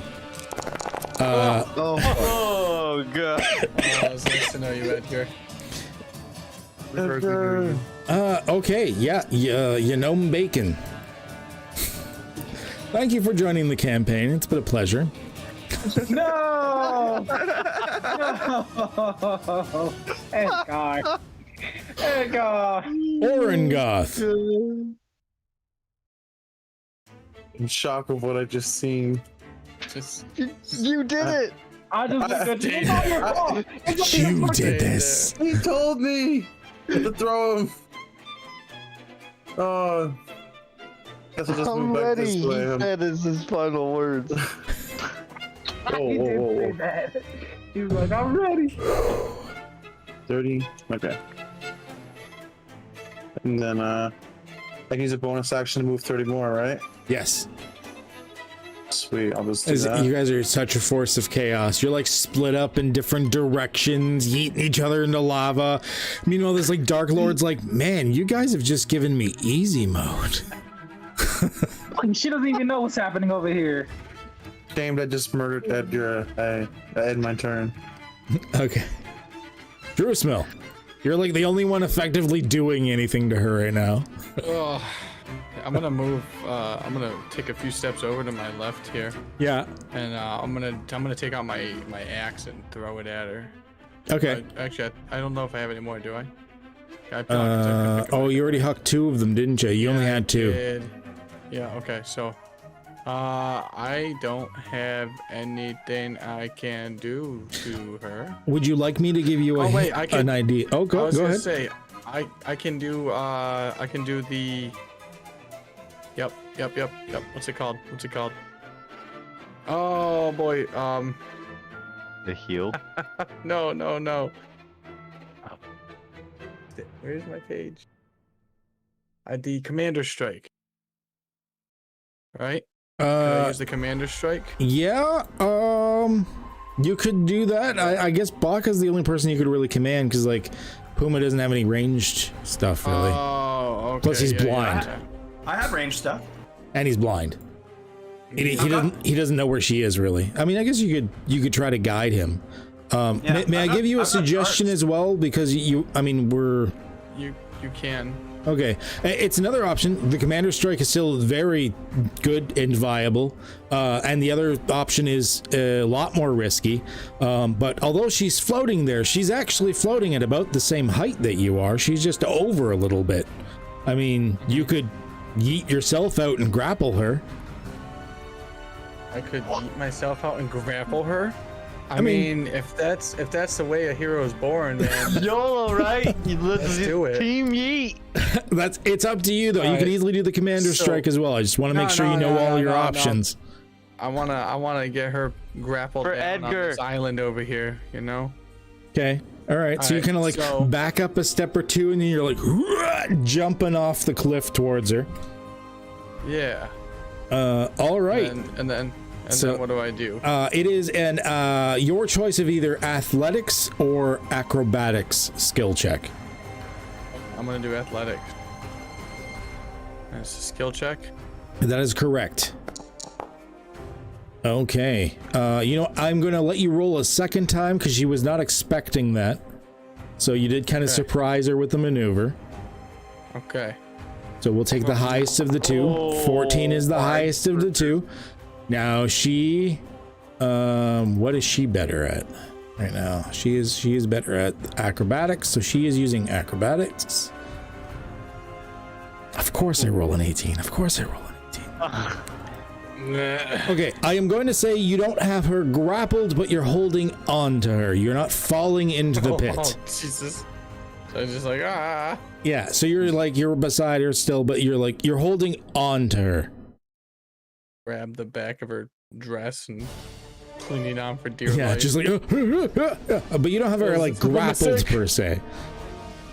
Like you're not getting her like pinned into a bear hug or anything like that. She's just looking at me and laughing. But you're not falling into the badness down below. Yui.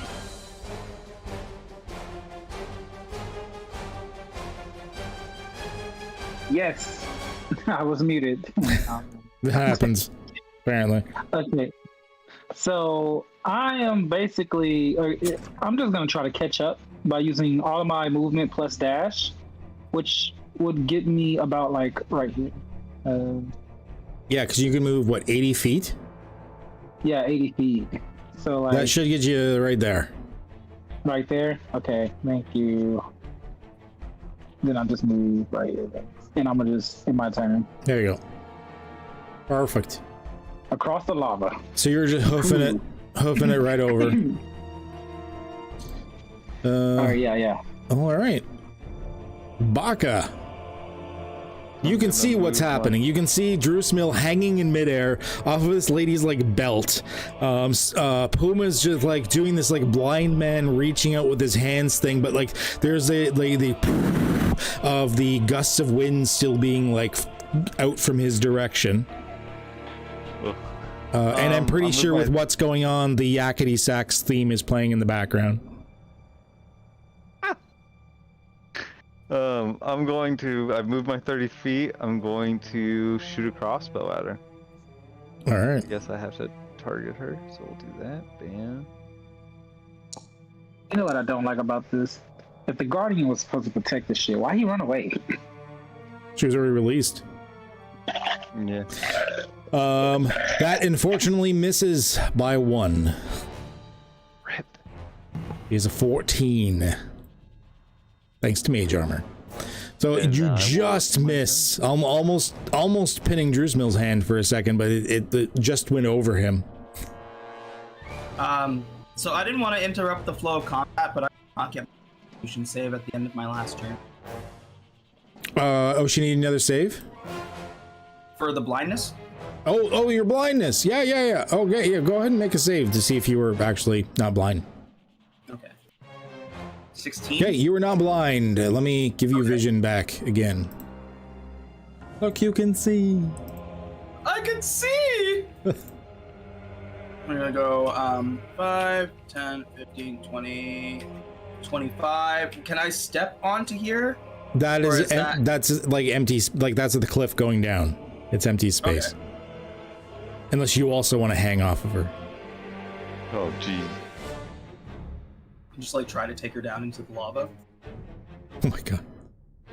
It's the kamikaze! No, I'm instead going to toss a dart at her. Okay.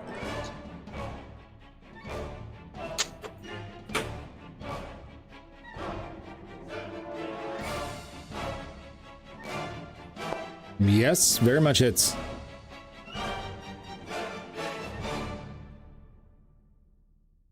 Go ahead and roll the damage.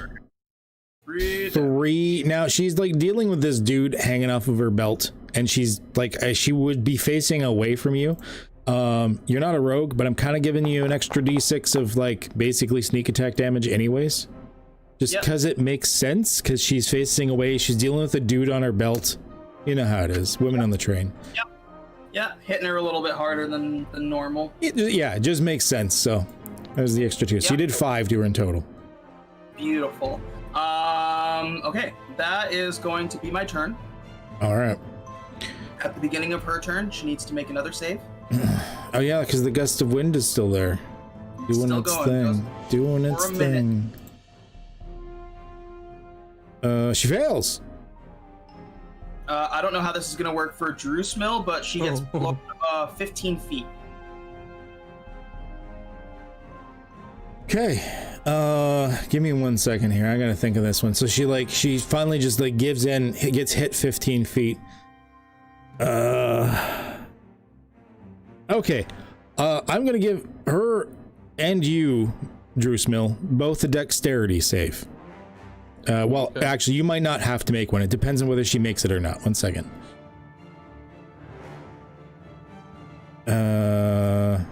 She would have disadvantage, actually. So, even higher. Okay. You're pushed back, but she doesn't fall down. 5, 10, 15. So she's pushed back, but you guys don't, like, fall down towards the lava. So you don't have to worry about a dex save.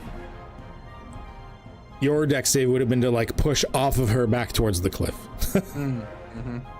But you're good. So she's pushed back, but she manages to hold her flight so that she, like, you just drift horizontally. Now she could actually take her turn. Yeah. If she stays in that line, she'll have to make the check again because it's 60 feet long. Yeah. Okay. Well, she is going to. She can only move at half speed because you're attached to her belt. So she is going to bring. Whoops. You there? You're still like hanging off. You're basically hanging off the edge of the bridge now, while she's comfortably standing on the bridge. And she gets an action. Well, you're on her belt. She wants to deal with that. That is going to hit you for 11 necrotic damage, Drewsmill. Fair enough. Ooh. 1. Ooh. Okay, Edgar Is dead. is dead. Right. You're down to 1 HP. I just am. go. Orengoth. All right. Just probably Justice for Edgar. stumble my way across the bridge. Okay. Try to get to the battle. Yep. I'll like- use my the action. Sorry, the double action there. Mm-hmm. Yep, you're booking it to try and get there as fast as you can. Hearing the commotion, then I'll just end my turn. All right, Drewsmill. Yeah. I'd like to try and like pull myself back onto the bridge. Okay. Off of her belt. You're a strong boy. I'm not even gonna make you roll for that. Just you can choose which side of the bridge you want to go on. I want to go onto the left side of the bridge. Sure. Yep. Okay, and then do I get an action to move, or is that? You still have your movement. I'm gonna say that use say 10 feet of your movement to get back on the bridge. Okay. Walk away from her. I'm assuming you're gonna take the disengage action so she doesn't swat at you. Oh, yep. Sorry. Okay. And then you can still second wind as a bonus action. I was just about to ask if I could do that. Yep. Yep. Second wind. I'd like to do that. Do it up. So it's 1d10 plus 3. If you just click on it, it should automatically do it. Oh, yeah. Go I made sure to set it up for you. Yep. Made it all fancy. It's like I did work, do it the right way. Yeah. Let the work stand for something. Oh fuck! Thank God. Maximum. Okay. Good job. You just undid all her hard work there. Okay. Oh. That was pretty good. I'm all safe, right, boys. I'm safe. So yeah, you heft yourself up and you're like fuck, just like waddling away, be like. Yeah. Waddle when you got some duty in you. Yui. Yes, yep. It's my turn. So I'm gonna just still use my max movement plus the dash. Okay. Yeah, because you fast. Yeah, catch you.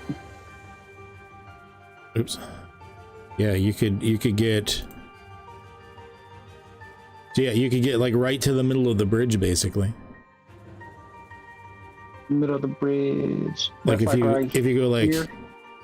this is 80 feet right here. Okay. I'm over there. Come here, Yui. Fly, boy. Yeah. Okay, and then I would like to use my action to wild shape. Oh, okay. Actually, wait. Hello. Wait, I'm sorry. Hold. I'm sorry. She's in distance of me. Like I thought she was like way farther. I wasn't looking. I would like to use entangle on her. Ooh, gonna try and keep us still. Okay. All right. Yeah. All right. Let's just you lose the other entangle anyway. So let's just move this. Where exactly do you want this entangle? Like, do you want her basically in? Right there. Sorry, it'd have to middle. be. There we go. So like either that side or that side. Like, do you want the majority of it on your side or their side? Or you can even put it on the edge so they can get to her.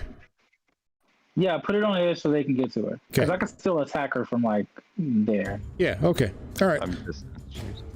And it's a strength save. She's theoretically none too good at those. Except when I roll like that. This little bitch, I swear to God. Despite, oh no, wait, I was having to roll at disadvantages for some of this stuff for a reason. I rolled another 17. Okay, cool. So two 18s in a row, despite having a -1 on her strength save, makes it on both. So she is not currently grappled, but I mean, things happen. Yeah, I mean, maybe next turn. I'll get her. Baka. All right, I'm going to move just before the other bridge. Not through the lava, of course. And I'm going to use my crossbow again. For probably another miss. Hey! No, you got her. Finally. Go ahead and roll a damage. Lot of mash. All right, you've almost got her to half. This is the boss fight. So another bolt sort of like wings across, like past the shoulder or whatnot, on another trickle of blood down this like porcelain white skin. Poma, You can see again. She's not held yet, but she's uncomfortable on a bridge with a lot of plants. Yeah, I'm going to run up and just take some swings on her. Bow stab. Hit. For the bludgeoning damage. 3 flurry of blows. Miss. Ooh, even worse. A 4 into 8? Back up my 10 feet. Okay. Let me check. Entangle, is that just one, or does she have to keep making it? Once she passes it, the plants just wither. Oh yeah, it's just it makes it difficult terrain for the next while, but she's flying anyways. Yeah. Okay, so she doesn't have to keep making saves. Okay. Wait, That's so fine. what will be difficult terrain on a bridge? Just there's so many plants crisscrossing across the bridge that it's hard to get through back and forth. Oh, okay. But I mean, she can just fly over it. Unfortunately. So she's gonna fly up to Puma. And she is going to. She doesn't actually have a lot of attack spells. You know what? She's just gonna use her Withering Touch. Wow, that's a 2 on the dice. So that is definitely gonna miss. You just like with your like drunken stance, you're like, and you just kind of weave and dodge, and she doesn't even have a hope of hitting you there. Orengoth.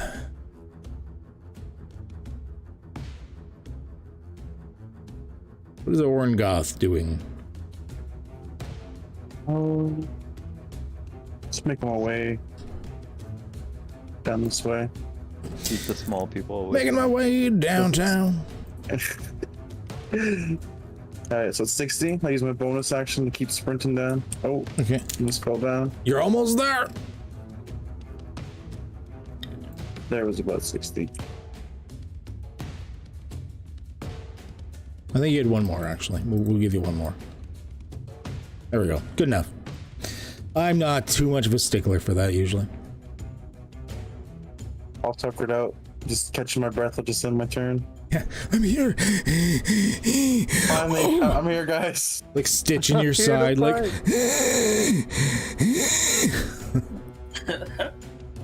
You don't do a lot of cardio, just strength training, don't you? Yeah. True smell. So would this be considered still on? Like right? Yes, you'd be fine there. You could stand there and still reach her and not be tumbling to your doom. Good, then I'm gonna fucking slash it with this scimitar, man. Fuck you shit. We ain't playing no games with her. Oh, bow. Oh.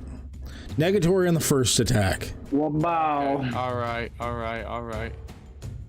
Come through with another. Shabow. There you go. Oh, that was almost a 20. It was like 20 bounce away. 10 damage though. That's nothing to scoff at. That's a good hit. To disengage. Okay. No, you already took your action, so you can't disengage. Oh. Okay. So I can't do anything else then. Yeah. You're just there. Oh, it's fine. Yui. Yeah, boy. Okay, so I'm going to let's see how far I can get. What's this? 10. By the way, did you want to continue your entangle there, or do you just want to drop it so it's not in people's way? I'll continue tangling her. She's still in distance, so I'll just use it again. Oh, okay, so you're gonna use another entangle. Yeah. Oh, yeah, sure. So this one's getting dropped anyways, but you're gonna drop basically another one like boop right there. Yeah.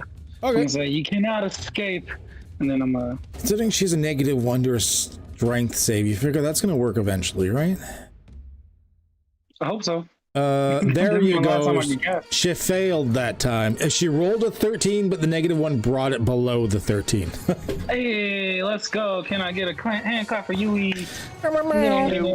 Yeah. All right, there you go. So she is now, is it grappled or restrained?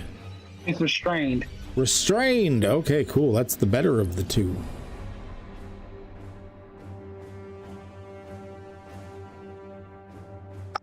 Yes, she is restrained.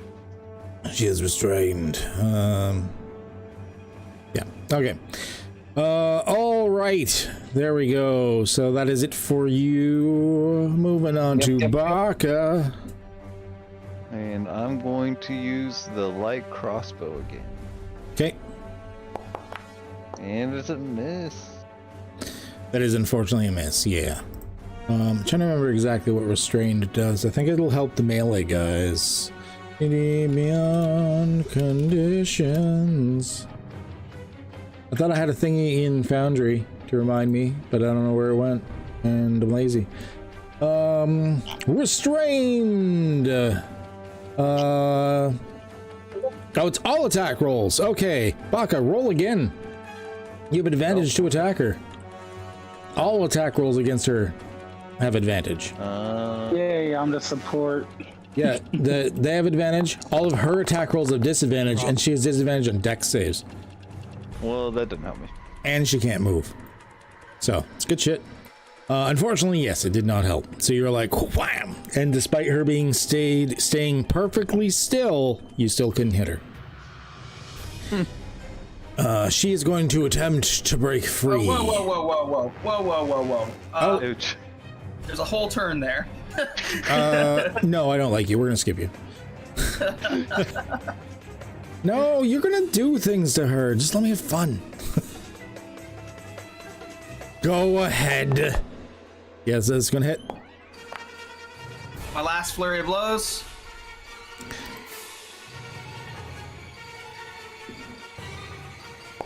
Oh! Ooh. Oh, poker face.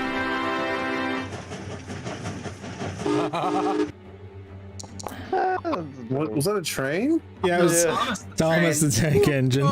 Thomas the fucking tank engine. Yeah, What? That is one of the options you can Less set than up in I your expected dice. to see. And 6. Dude, you are on fucking fire this turn. You want to finish this bitch.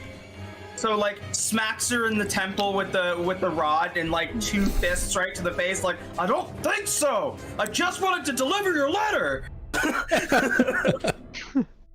Rain or shine. And then he's gonna take his free disengage and. Okay. Boop, boop. All right. Now it's her go. She's a little concerned. So she is going to false life at level 4, which gives her how much extra? It's an extra 5. The second level higher. The next extra is 1d4 plus 19 extra temporary health. Oops. Oop. Why did I type? There we go. So she has 22 temporary hit points. Holding on. Just one more day. Hold on.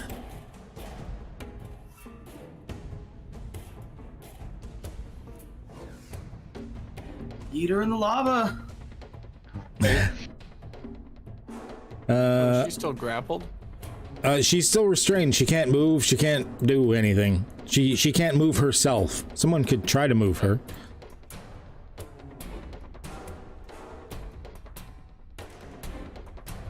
Orngoth.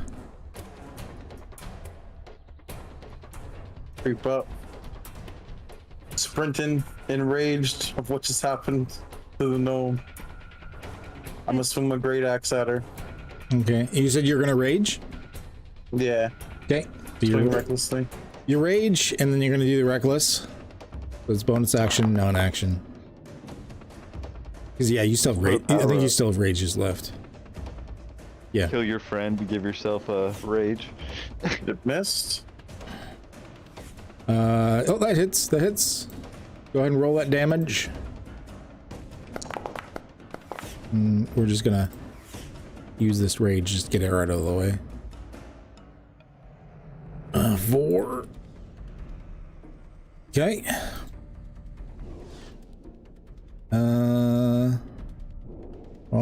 Oh, you know what?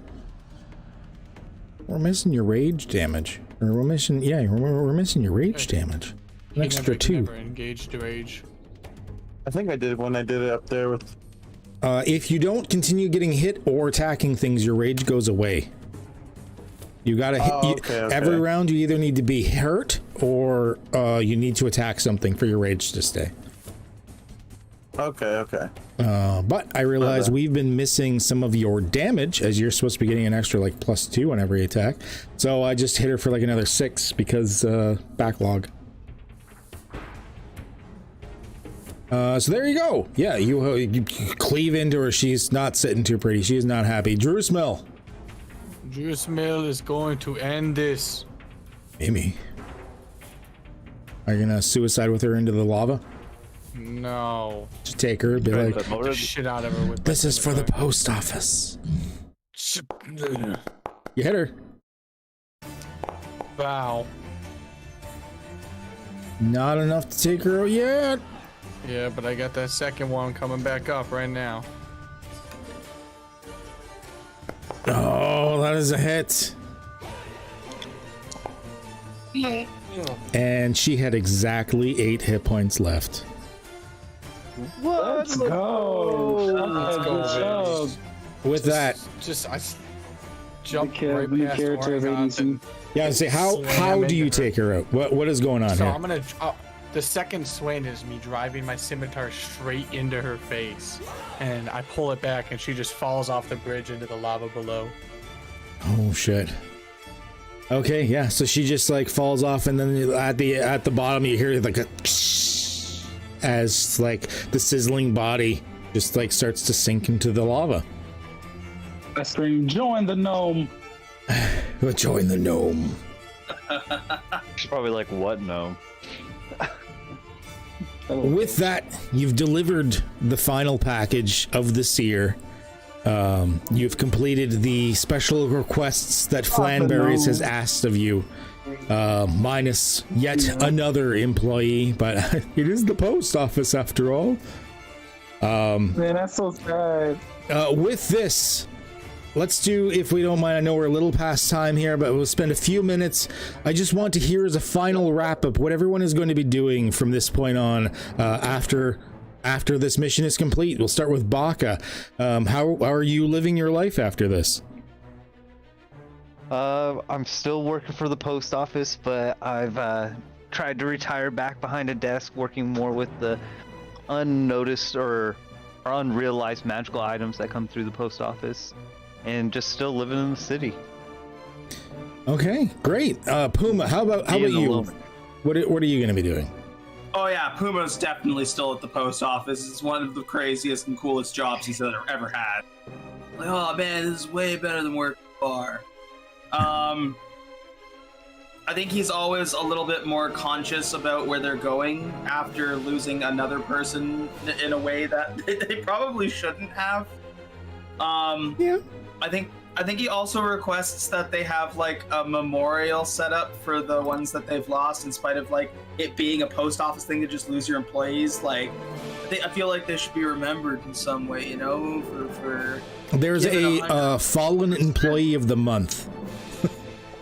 Yeah, I like that. It's just the wall. I think Fallen employee of the month. That's sad. Yeah. I think he also finally like he sets up like a little brewery / like hydro set up like outside of the post office, which is his hangout zone. Okay. All right. So you stick around and just make sure that that's set up. Orengoth, how does it go for you after this point? The last scuffle with the gnome made him realize he has nowhere else to go, so he stays with the post office. He just chills out. It's like I killed somebody with love. With love. And then Yui, how about you?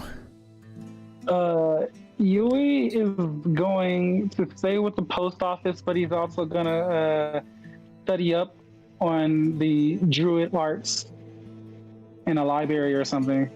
Okay. Now, your sentient spear not only gains more power over time, but becomes a bit of a contentious roommate.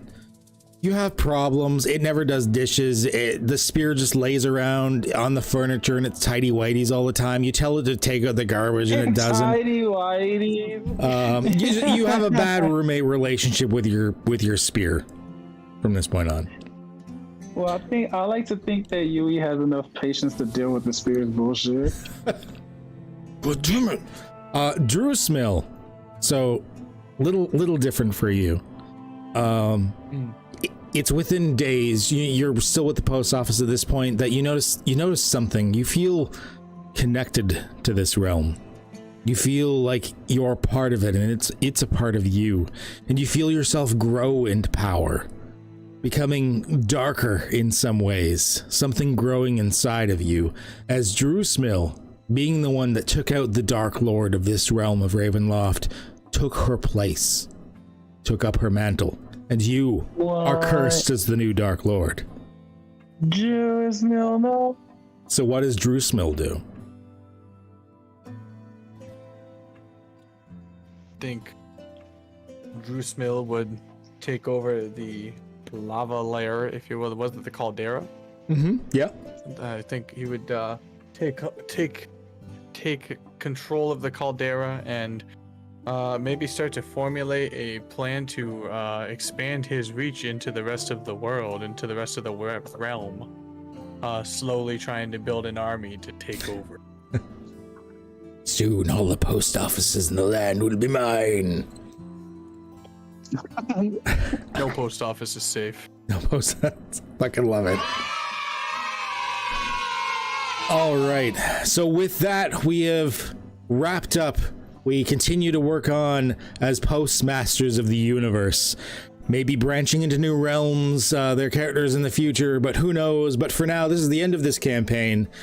Thank you everyone that joined us on this wonderful adventure and wonderful journey. We will discuss what happens in the future as far as future adventures and stuff are concerned, but this wraps this up. This is the end of Postmasters of the Universe. Thank you everyone for joining me for this. Bye, it was so fun. Thank you. Hey, Thank you. So we've got a few people on here. Let's see if we can raid somebody. See who we got on. Let's see who's doing shit. Hey, I'm streaming in the friendo group. That's not useful though. Claret streaming Phasmo with friends. Hey. Not a lot of streamers going on right now. Let me check on the actual, like, that's what it's showing in Discord.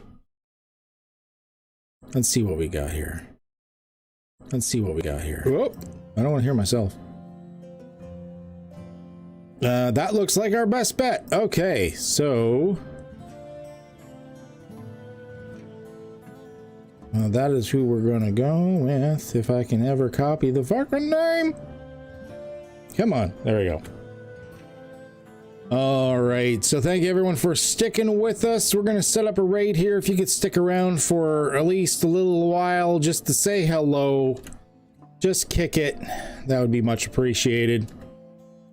Have some good times. Let's give a few extra views here and watch some spooky Phasmophobia. Here there's been some updates anyways, so we're gonna want to check this shit out. But again, thank you everyone that joined. Oh, let's try that again. It stopped. I was about to say it got canceled. Try that again. There we go. As always, stay healthy, stay safe, have a good one. Let's go raid this. As soon as it finishes the thing right now. There we go. Awesome. Oh my god, that was such a good ending. Yeah. Oh, what? That was fucking a lot of fun.